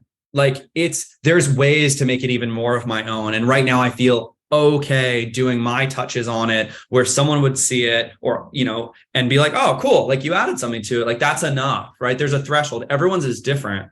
And I bring up Colin and Ben because their threshold on originality is even higher than mine is, you've probably seen Ben do his Ring Watch Wallet version, which is incredible. And like, okay, a premise from Tommy Wonder, which is maybe from someone else about getting mugged, but Ben changes all the methods and it's amazing, right? Colin, you get it. And so I've been inspired by those guys to always try to be more original, because I think for me, I think we can agree that the dream is everything's original. The dream is presentations you've never seen, tricks you've never seen, et cetera, et cetera. And like, I don't know if someone has a show that is currently that way where everything hits all of the boxes, but like I'm moving towards it. And then you have to balance that with real life, which is, do I stop my show and do I not get on stage because everything's not original? And that's a decision that every performer gets to make. And it was interesting. This guy, Steve Silverman from LA, he said to me, he's like, one of my biggest regrets is waiting so long to do the Castle because I waited until everything that I had was original. And he was like, but I could have been there impacting people, getting stage time, et cetera, still doing my unique work. And so this is a big conversation. But for me right now, like, I think there's pieces in my show that are pretty original. There's pieces that are a little bit more by the book. I've been really focused on original jokes, scripting, presentation, audience involvement, and getting massive amounts of stage time. And I think that goes directly back to watching someone like Justin Willman when I was, 19 and being like, this guy is giving a gift to 500 people in this room. And some of it's original and some of it's not. And that was real. And then I remember Andy Nyman in a lecture saying that he doesn't professionally perform any of the tricks he's invented. I don't know if that's still the case, but at the moment it was, because he was like, tossed out deck and this billet thing and this is better. So I was like, oh shit, that's real too. Even look at, Darren did the prediction chest. Do you know what I mean? Like, but with a really clever. So anyway, this is a lot of words to say. Everyone gets to decide their threshold. I encourage most magicians to get deadly with the classics before they start messing around with stuff. And I think I shared with you the Teller quote from the Johnny Thompson book, which is, my childhood magic books were wrong. Originality should maybe come last, not first. And he was saying, like, learning the way Tom Sony stole the dove was beautiful. Learning the way that Jamie does the palm is beautiful before we go messing things up. And it's like, there's a great quote from a painter. I don't know who it is. I'm sorry, but it was, learn the rules so you can then break them. It might be Da Vinci. Learn the rules so you can then break them. I hate misquoting people. It's Pablo makes Picasso. Sense. I was thinking that it was Picasso, given his journey. That makes sense. That would have been him. But yeah, and that's great advice. Great advice for magic is to like learn the classics, like learn the damn tricks, like learn how to do the damn tricks. Would you say and don't flash? Don't flash. Like, how often have we seen people who do like original stuff and it's just kind of garbage? And like you said with the mic, the other thing I want to highlight here is I care about originality a lot more now because in San Francisco, there are a lot of people doing great shows. Jay Alexander, Kevin Blake, Brad Barton, Denos Kyriakos, Andrew Evans, and me. Sorry if I forgot anyone. So I'm very concerned now about originality because we have these people who will do the magic tour and they'll go see everybody. And so you can't be the third guy linking wedding rings together. And so I'm really interested in other things now, and I'll drop shit if I hear that someone else is now doing it because I don't want that experience. I don't want audience members to be like, oh, they all do the same stuff. Yeah, it's interesting because, originality, it's like, part of us is like, I want to have original material from the world of magic. But really, A lot of it is like, I don't want to be doing what my other magician friends are doing. Like, those are kind of two different things, right? Like creating something that doesn't exist in the world of magic is not quite the same as doing material that other people are not doing. Those are different. Yeah, and one is a very inside baseball problem where you're like, everyone's doing Danny's Fool Us act now, so I can't do it, which is like, well, it depends. Like, who's your audience and how are you keeping score and what are your goals? If your goal is to be the legend at the Magic Garage, then yeah, start making stuff up. If your goal is to kill a cocktail party, like, well, it's going to be different. I think for me, the thing that I really want listeners to take away that we haven't talked about is like, you can be original in a quite an easy way with your stories. And this is something that I always say to a new magician. What are the 5 stories you would tell at a cocktail party that you think people would be pretty engaged by? And without tricks, and without crazy props, you just tell a story. So like, I have this crazy story about being in New York City and bumping into my aunt on like this intersection. We didn't know she'd be there. She didn't know we were there. And you can do the math of all the intersections times all the minutes times all the whatever. No one can steal that story. And it's really important to me, right? I have another story about playing chess with my dad every day after dinner until the day I beat him and we stopped playing and we switched to foosball.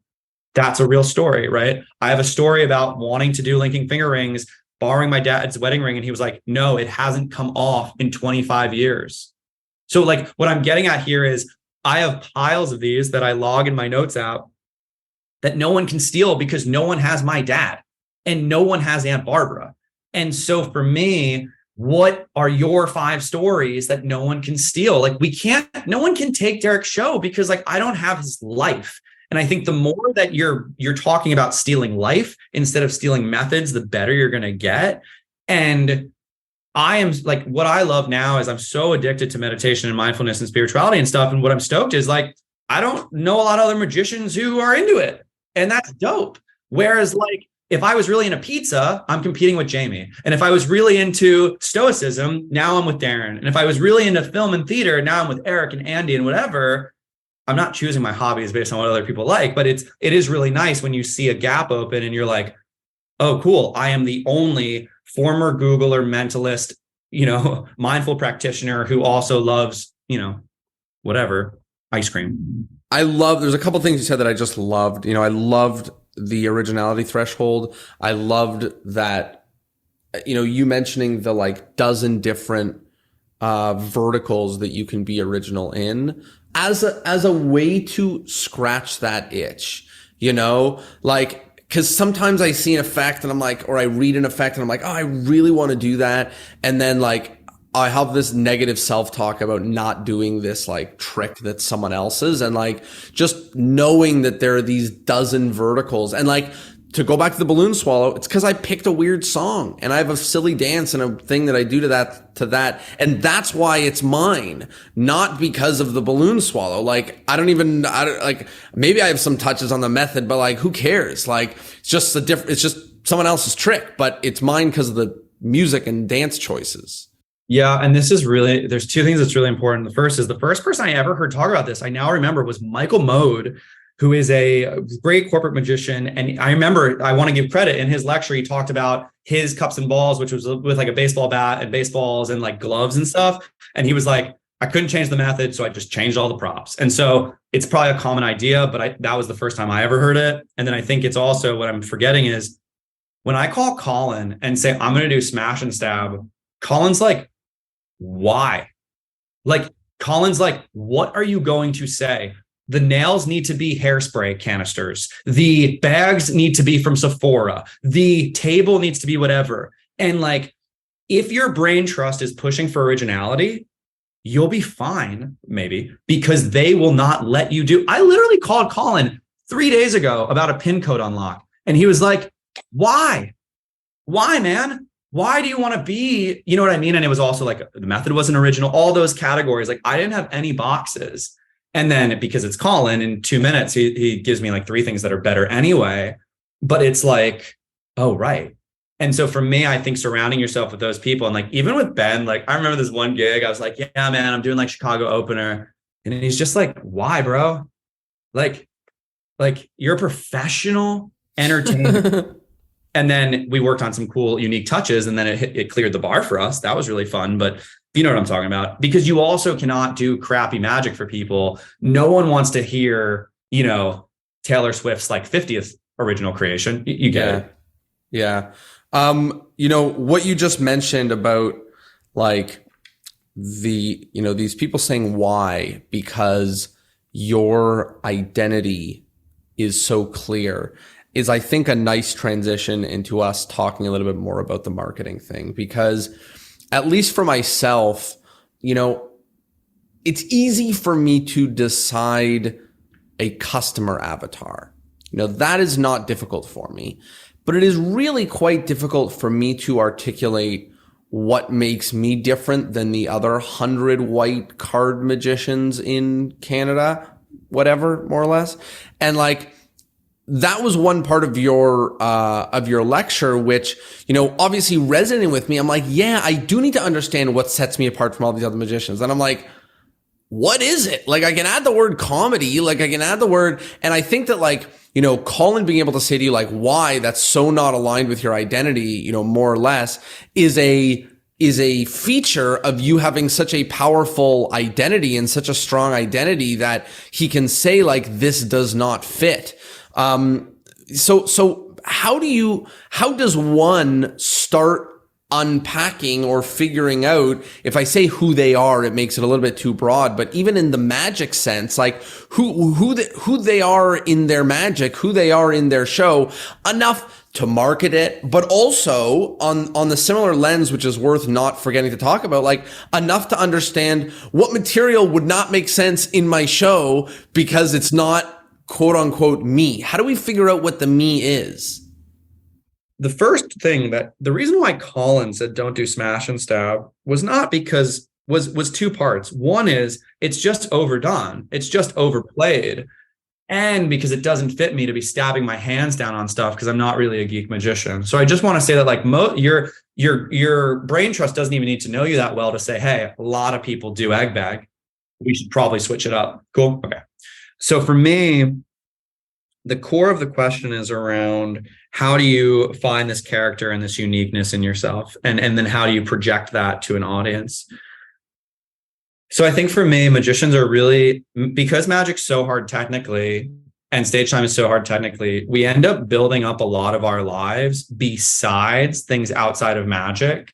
And then when we look at what we've created, we've kind of bought the same books as everybody else. And I think for me, to link it back to my day job, while I was doing something unique, startup marketing, other people were doing the castle. A lot of people have done it. They were doing Fool Us. A lot of people have done it. They were reading the same books. A lot of people have done it. And for me, I looked at mentors I have like Eric Mead, and I was like, well, Eric Mead's like the only magician getting up at like TED Talks. Eric Mead's the only one doing like these cool keynote things about like medicine and technology and why. And then you read the intro to his book and Teller's like, he reads, 15 books a month. You're like, non-magic. And you're like, oh. And so I think for me, it's this combination of like, if you want an original show, get an original life.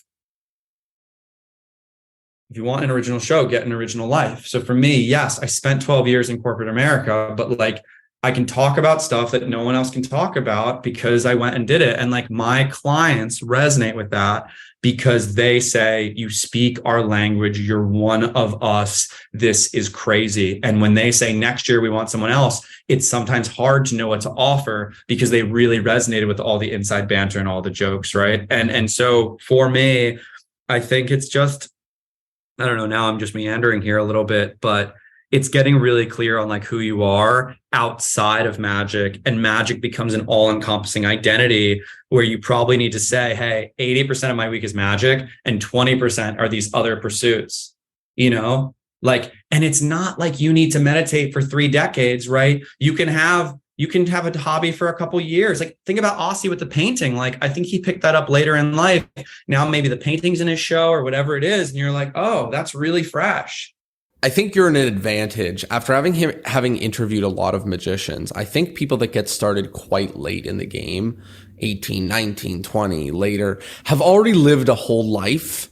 And then they get into magic, and the magic they learn is quite practical. And then magicians who get started really early in the game, 5, 6, 7 years old, first they learn a bunch of magic, and they have to unlearn that and learn all the practical stuff. And they also didn't have 20 years of another life and other context and other things like that. So, as you're saying that stuff, I'm drawing on the things that I do. And yes, with enough thinking, I have other things that I do with my life, but it's like, a magic podcast, a magic coaching business. Like I produce public magic shows. Like, I travel, like, I start, I like to cook. I don't know. The list is a little bit shorter I've been doing this since I was 4. It's what I do in every dimension I was once on a date with a girl, and she was like, what do you do outside of magic? And I was like, I just do magic in different versions, so yeah. So I think that I don't have 20 years of another life to draw on, to make me me. And so I think this is almost like, so let's then embrace the reality instead of fighting it. The reality is that magic is your life, and that is inherently beautiful, that you as an artist were able to engage on all of these different vectors. And a modern person might be interested in seeing the diversity inside of the house of magic, to use Eugene Berger's words, right? And so for me, I remember this quote from Delgadio. He was saying, like, everyone wants to do one-man shows. Everyone wants to like do these big narratives about their life and blah, blah, blah, blah. And then he's like, and then you got Danny and Aussie, who have been in the gym trying to kick your ass, fooling the hell out of you. And that really resonated with me, because I was like, yeah, I don't know anything about Danny, and I don't know much about Aussie. He's got a few great jokes about Israel and stuff, but like, those guys are in the gym trying to nail you. And so maybe we just embrace what we have, right? Start from where we are. And so instead of looking backwards and saying, I wish I had 20 years of being a master chef or whatever, or like a corporate life that candidly was pros and cons, let's be clear, like I drilled myself into the ground, I would do it differently.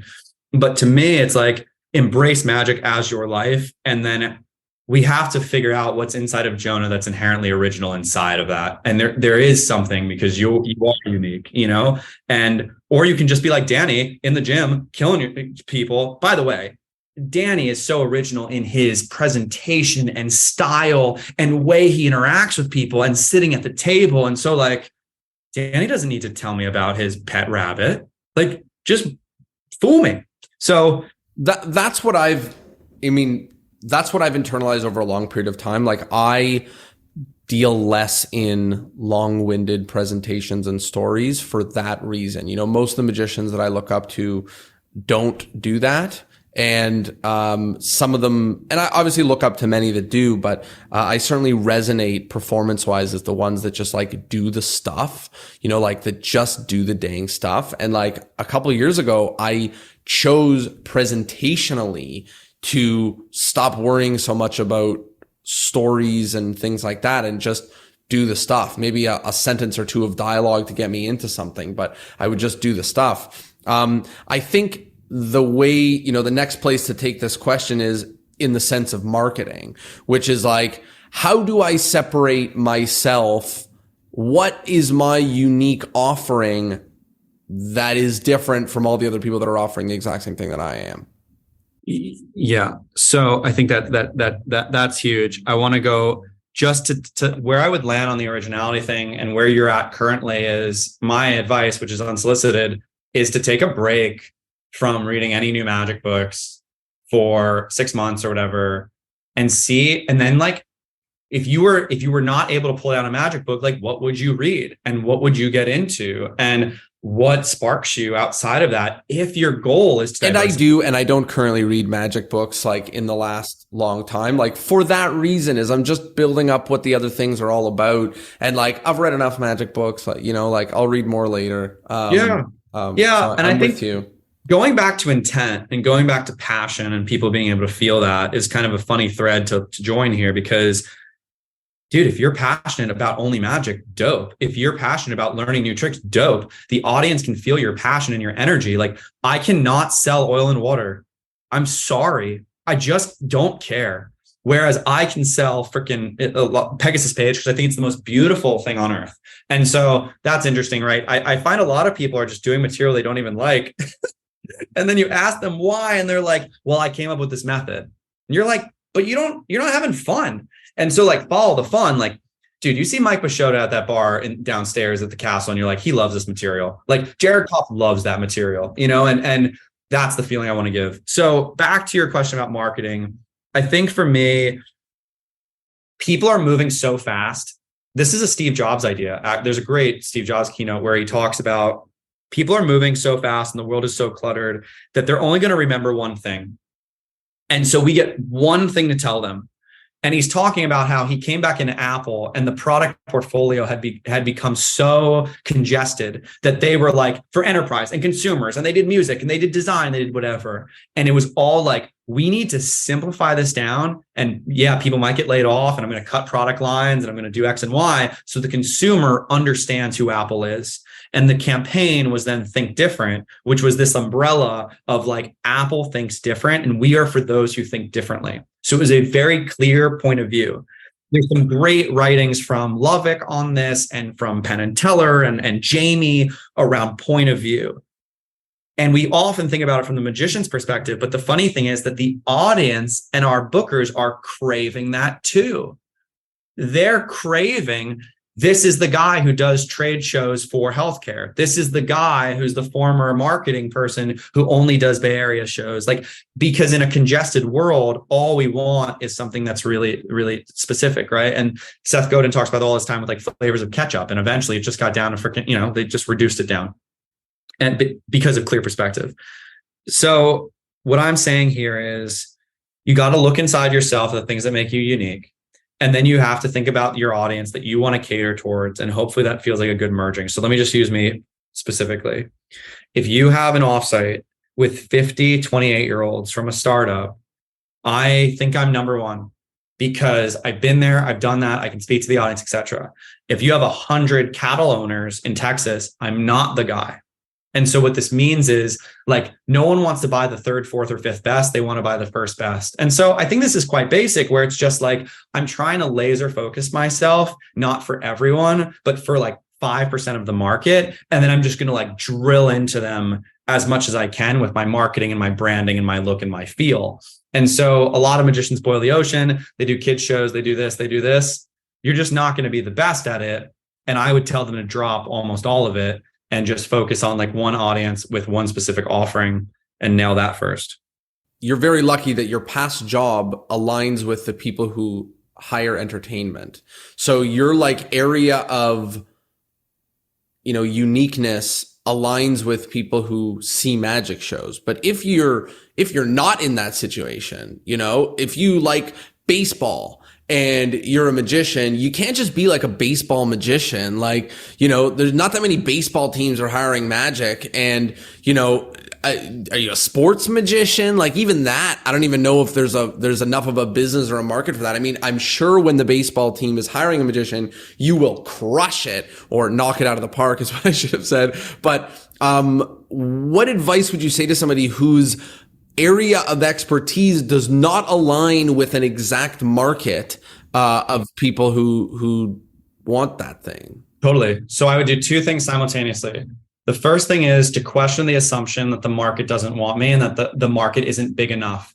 So people in the early days of a lot of different startups, for example, Airbnb, were like, no one's going to sleep on someone's bed. That is the smallest market ever, right? Turns out, actually, a lot of people are going to do that. So I question the assumption, because if you told me, David, I'm the baseball magician, I'd be like, cool. How many professional sports teams? They have boxes. How many games do they have? I would say, how many pro celebrity baseball players are there? What are your 5 effects that are for baseball people only? Who are the key baseball influencers that you can get in front of? And what are the gigs you could do for free to start your viral loop inside of the baseball area? That's what I would do. And I would just start to be known as that type of person in that space, right? And dude, baseball's big, right? We're not talking about tiddlywinks. Like baseball's a huge thing. And so how do you, and then I would reach out and be like, I would do free, bottom of the ninth different shows, or I would do walk around at the San Francisco Giants, and I would just triple down to a comical level on being the baseball magician. That's what I would do on my right hand. And on my left hand, I would say, okay, it's not big enough. So let's go through all of the gigs that you currently do, and let's think about which ones you're resonating with the audience most deeply. Where are you finding the 10x value? Where are you rising to the top? Because it must be true. Like that must happen, right? And I think for me, I realized that these verticals, yes, they did overlap with my day job, but they started to rise to the top in regards to the energy that people had for my show. Does that help a little? Like the baseball thing is bigger than you think. Yeah, I mean, that baseball thing I love. You know, I think that's great. Great advice, and I think a lot of people are afraid to make that. Like, if that's the case, a lot of people are afraid to make that step to be the baseball magician. But the thing that I'm really taking from this, which is helpful, is that, you know, there's two parts to this equation. There's the you and there's the them. And, you know, it's like the two intersecting, circles or whatever, a Venn diagram, you know, and it's like one of them can be small and the other one can be big, or they can both be big, they can both be medium, or one, whatever. Them both big doesn't work. I do any type of magic for any type of audience, doesn't work. I do any type of magic for just this audience, works. I do just one type of magic for many audiences, works. I do one type of magic for one type of audience, also works. I think that playing with both of those is helpful, that it's not just about what makes me incredibly unique. That's important, but also who I perform for. If you are the trade show, medical trade show magician, nobody cares what you do. Like not like they care, but I mean, in your billing, like it doesn't matter if you do mentalism or if you do rope tricks. Like, yeah. And let's pull on that example, because I've done some trade shows and like I've walked the trade show floor and seen other magicians, and like they're doing a very, very solid level, but like no one is the like medical tech trade show guy. And I just wonder if like the market could support that. You have to make sure your market's big enough, right? People named Jonah Babbins, the market's not big enough if I want to make $1 million a year, but like we can widen the aperture pretty fast. The other guy, people really should watch Oz Perlman's Penguin lectures, because they're just dripping in this kind of conversation. And a lot of that subconsciously got to me, but like, you know, MLB teams, there's 30. So like, dude, you want to make 6 figures, right? $3,000, $4,000 to do their box, and you do all custom magic material. Like I think Paul Gertner was good at stuff like this, not baseball, but like really good at customization. I just am pretty optimistic about that. And I would challenge someone that like the market is big enough, because I didn't think I could make a career off just like venture capital and stuff, but like a lot of venture capital firms, they have CEO summits. Those CEO summits lead to companies. Like, it's real. Yeah, that's really helpful. Is your team just you, or do you have other people aside from managers that you work with?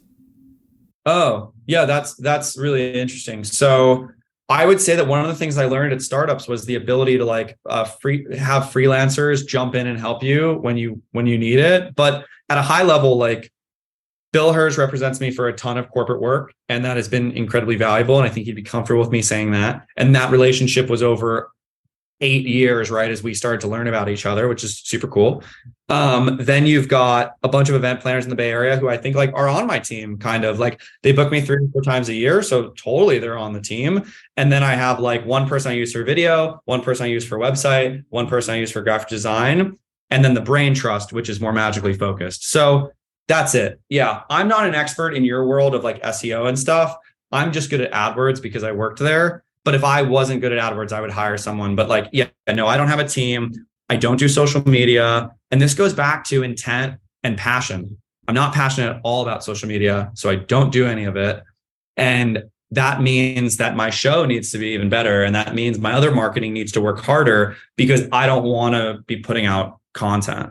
Yeah, I wanted to touch on that as well, which is that I think that I work with a lot of magicians, and it's unfortunate that a lot of magicians that are ridiculously successful on social media reach out to me for help getting bookings. And the reason I say it's unfortunate is because many of them, I assume, obviously there's a lot of wonderfulness in its own right to be ridiculously successful on social media, but many of them, I assume that they put in all of that work in order to be full-time as a magician, and then not get there with respect to social media. And social media is like the 10th thing on my list of important to-dos for growing your magic business, because it's just not where booking people hang out for the most part. I know everyone's on social media, but also like, I don't know, for the most part, it's not as direct. Can you speak to that a little bit?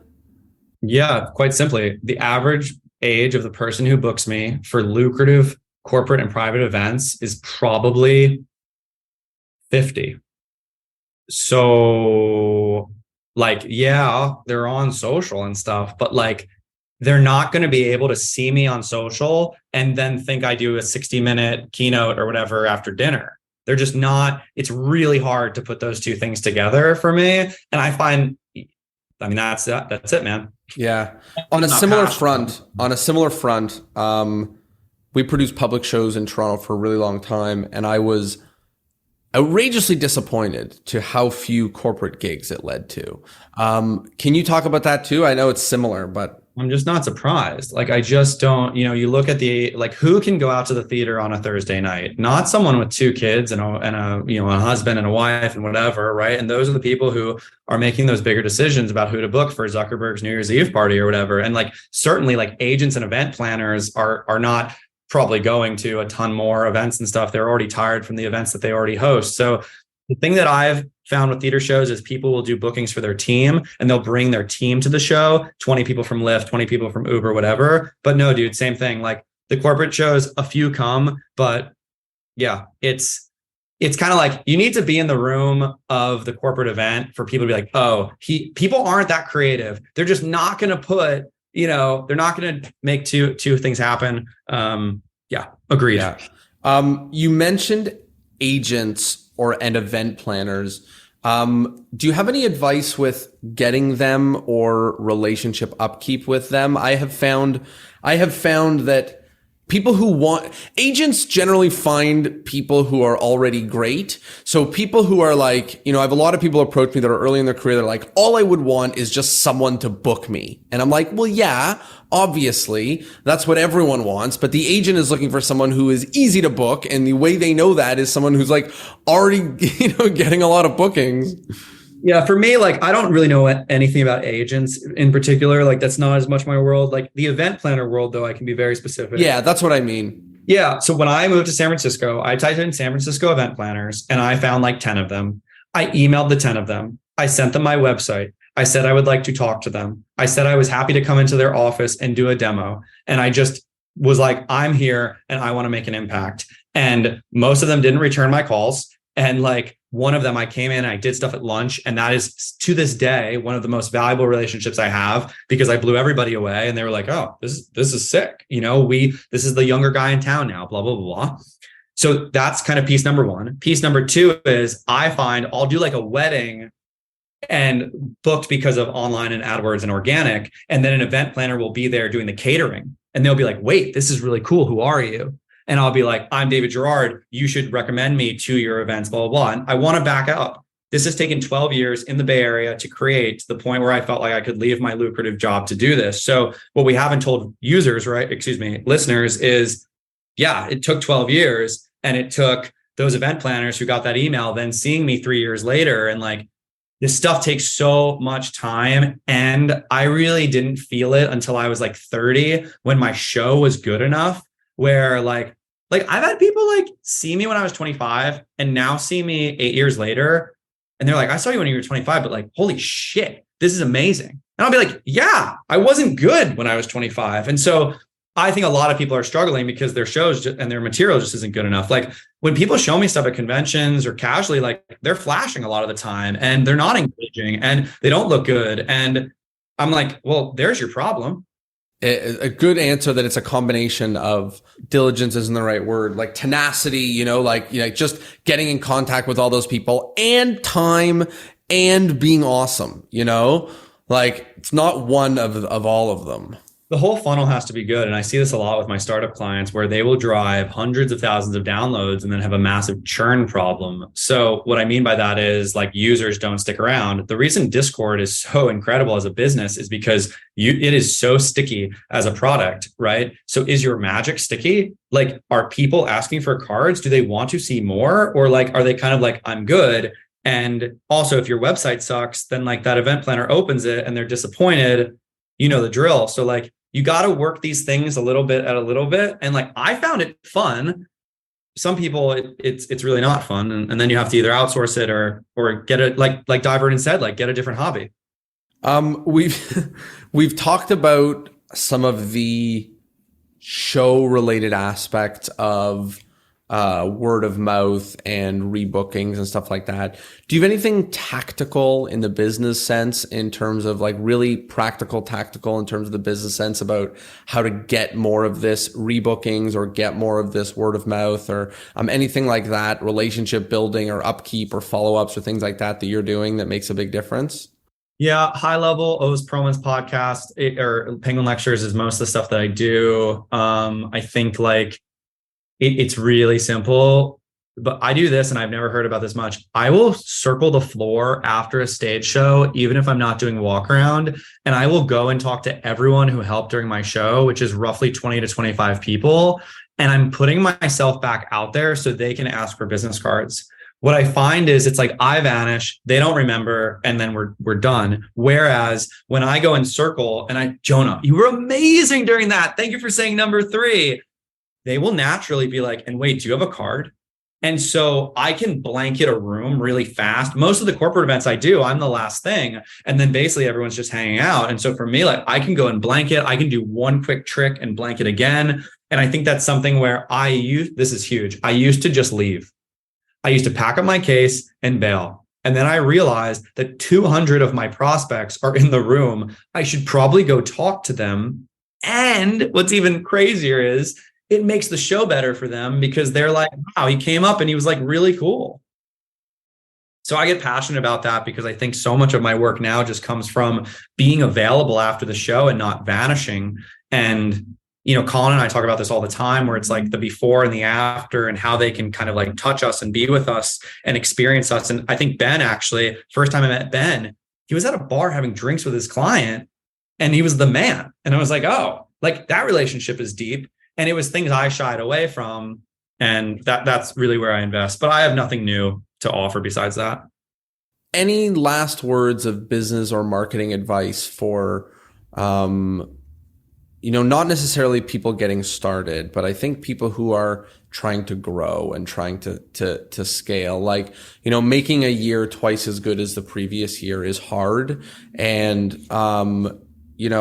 sometimes the gut is to pull us into a fully new marketing channel.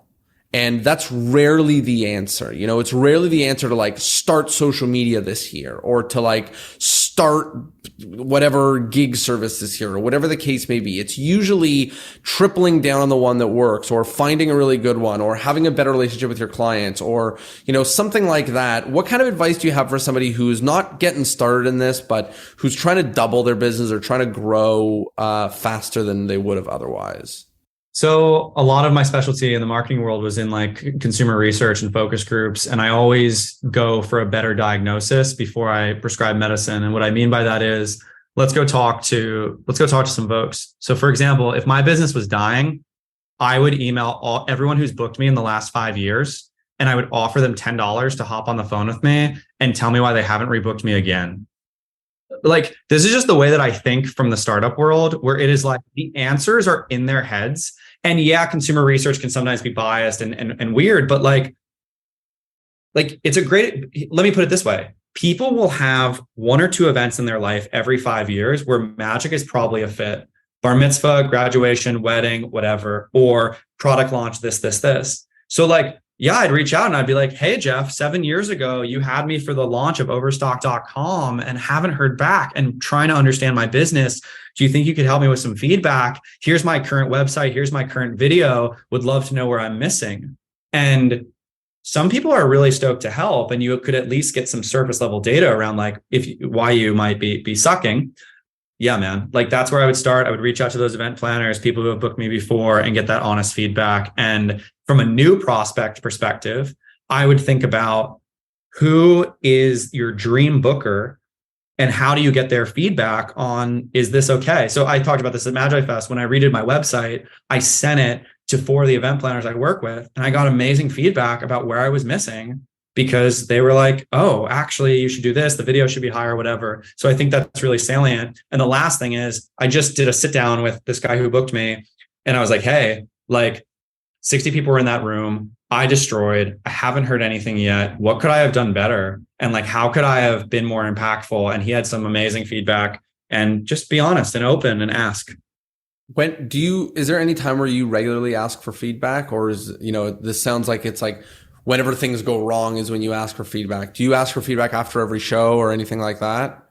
I think it depends. I ask for feedback after a lot of my shows, though, where I will find the event planner at the end and I will be like, hey, like, I don't want to water down the experience they had. Like, I don't want to be like, what was wrong? But first, like a minute or two of celebration.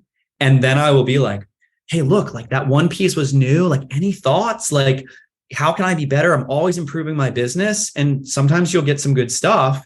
And then like Colin, when I'm in Vegas, will come and watch my corporate sets. And then I just get like bombed with feedback in a beautiful way. And so you know the drill. And then in theater, I used to send out a lot of surveys to people after they come to the show.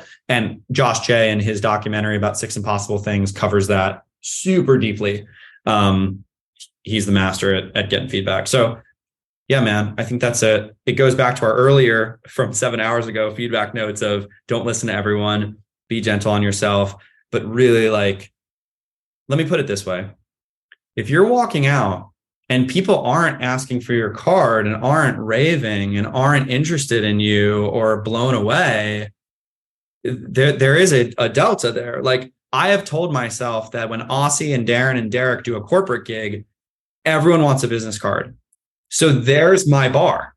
So when only 2 people ask, what's the middle? Where could I improve? Day by day, 1% by 1%. Before I get to some of the wrap-up questions, was there anything else you wanted to discuss, chat about, or talk about that we didn't get a chance to get to? Yeah, I mean, we'll rapid fire through a few of my notes here that I think could just be helpful as people think, because I'm always surprised as to what percolates for people. The first one is not all gigs are created equal. So what I mean by this is I'm really passionate about when I have a gig where it's like 60 CEOs or 250 restaurant owners, that represents 250 or 60 new leads versus like, I just did a gig at Uber. It's 40 engineers. They're all like 25. It's just not going to be the bookings. So I will try extra hard when it's a diverse audience, because those can lead, that can really spark your network in a cool way. I wrote here that like, I feel like the curator of magic instead of a creator. So like I curate all the stuff that I read and learn, and then I share it with an audience. Oh, and interesting. That's really my role, to find the gems and bring them to audiences who would never see them before. That helps a lot with the originality thing, you know? Yeah. And then what's your curation bar? How much do you have to add for it to be an original Jonah curation? One thing I would turn listeners onto, you can tell my old language goes in here. There's this thing called Ikigai, which is from Japan. And it's basically this really cool visual around like your purpose and your mission in the world and your unique skills. And I found it very helpful as I thought about what I could give from the universe. And I would it's really a great search. I mean, again, man, if it's not clear, like surround yourself with incredible people, because like that's the jam. And when I was at Google, like everyone was smarter than me. And I feel very blessed that like every day I got to go and be around people like that. Oh, this is a funny one I highlighted. People say if they like you, they'll like your magic. Like maybe in 1950, but like now they have to like everything. Cause like I've done new material for audiences who liked me and they didn't like everything I did, you feel me? So that's real. I think this is like, we've been a little pessimistic sometimes, but like last week I did a gig in Austin. Okay. And I saw 9 corporate events when I went to different hotels and like looked on the schedules and stuff. And as far as I know, I was the only magician there last week on that Monday. And that makes me very excited because it means that we have an awareness problem. It doesn't mean that we have quality problems too, but you see what I'm getting at. And like Jay Alexander is such an amazing mentor to me because he was the one who told me, like, he's like, dude, downtown San Francisco, 5-10 events a week, and no one's working any of them. There's enough to go around, bro. And like that abundance mindset and that belief that magic is needed at these events really keeps me going because like, dude, Austin should have had 9 magicians last week. Do you know what I mean? And it's simply because people didn't know, or they saw a shitty magic show and they were like, never again. And that's also our work, right? Which is to re-cleanse people who have been wrecked by magic. Okay, should we get to some wrap-up questions? Dude, let's wrap it up. Can I do one last thing? There's names, sure, I wrote down that like really need to be mentioned here. Can I just read off and make sure that these people are acknowledged? Sure. That's crazy. Okay. Colin Cloud, Ben Seidman, Theron Schaub, Dan Jasperson, Sanj Singh, Eric Mead, Jamie and Swiss, Dennis Kyriakos, Michael Feldman, who we haven't talked about, who's the man, Ken Weber, who's like freaking the reason I'm on this podcast, Aussie Wind, V Hill, Matthew McCoy, who people don't know, Bodine, who some people know, Rahul Srinivasan, Ryan Kane, Will Chandler, Andrew Evans, Kevin Blake, Brad Barton, Bill Hers, Jay Alexander, Gil Eagles, legend, Josh J, and Andrew Goldenhirsch. I've probably missed people who have been impactful to me, but dude, it's just so important that like these names are read out loud because I would just not be the magician I am without them. So thank you for indulging me. Yeah, of course. Then thank you for mentioning all of those people. I think it's important. And it means a lot that you prepared in advance to make sure that all of them are mentioned. So I appreciate it greatly. And Doug Diamond, last one, who took me to a PA convention when I was 24. And I was like, it was just a breath of fresh air, dude. Love it. Okay, let's enter the wrap-up questions, starting with, I think in good timing, the endless chain. So who is one person, maybe from that list, who you think would be a really good fit for the podcast that I have not yet done an episode with? The catches are that I haven't done an episode with, and you have to be able to put us in contact. Yeah, so I don't think you've talked with Eric Mead yet, have you? No, and I would love your help in getting in contact with him. I'll give it a try. Let me roll those dice. And if those dice don't land, because he's a busy man, I'll recommend somebody else. But yeah, I mean, he's the man, and we haven't spent much time on him today, but he just proved to me like what a good corporate career could be. And, you know. Yeah, appreciate that. Okay, the next thing is about modern magic. What's one thing about the world of modern magic that you like, and one thing about the world of modern magic that you don't like?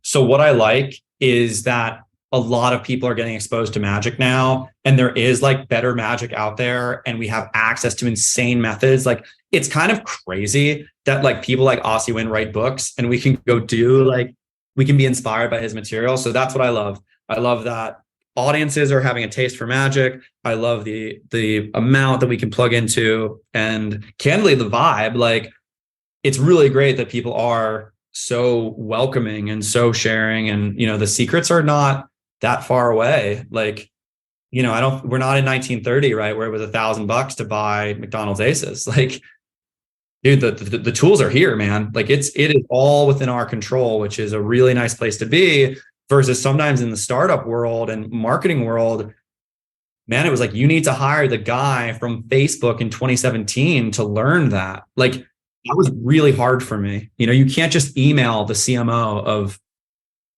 Electronic Arts. And what's one thing you don't like? There are less and less places to get stage time, which is the number one thing that makes you good. And that's really sad.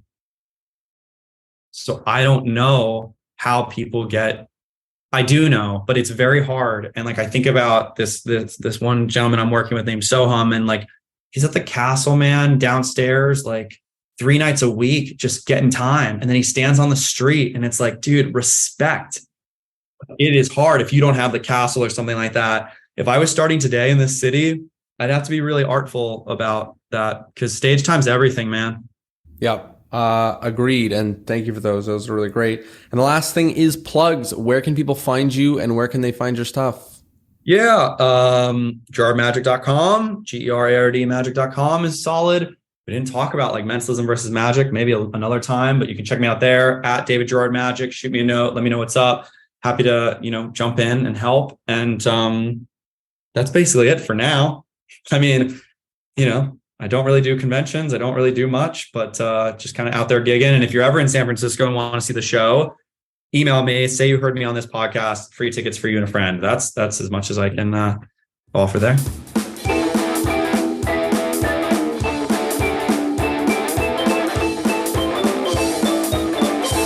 Well, there you have it. I hope you liked the episode, and I hope, of course, that you learned something. If that was not action-packed, then I do not know what is. Can you believe that this podcast is free?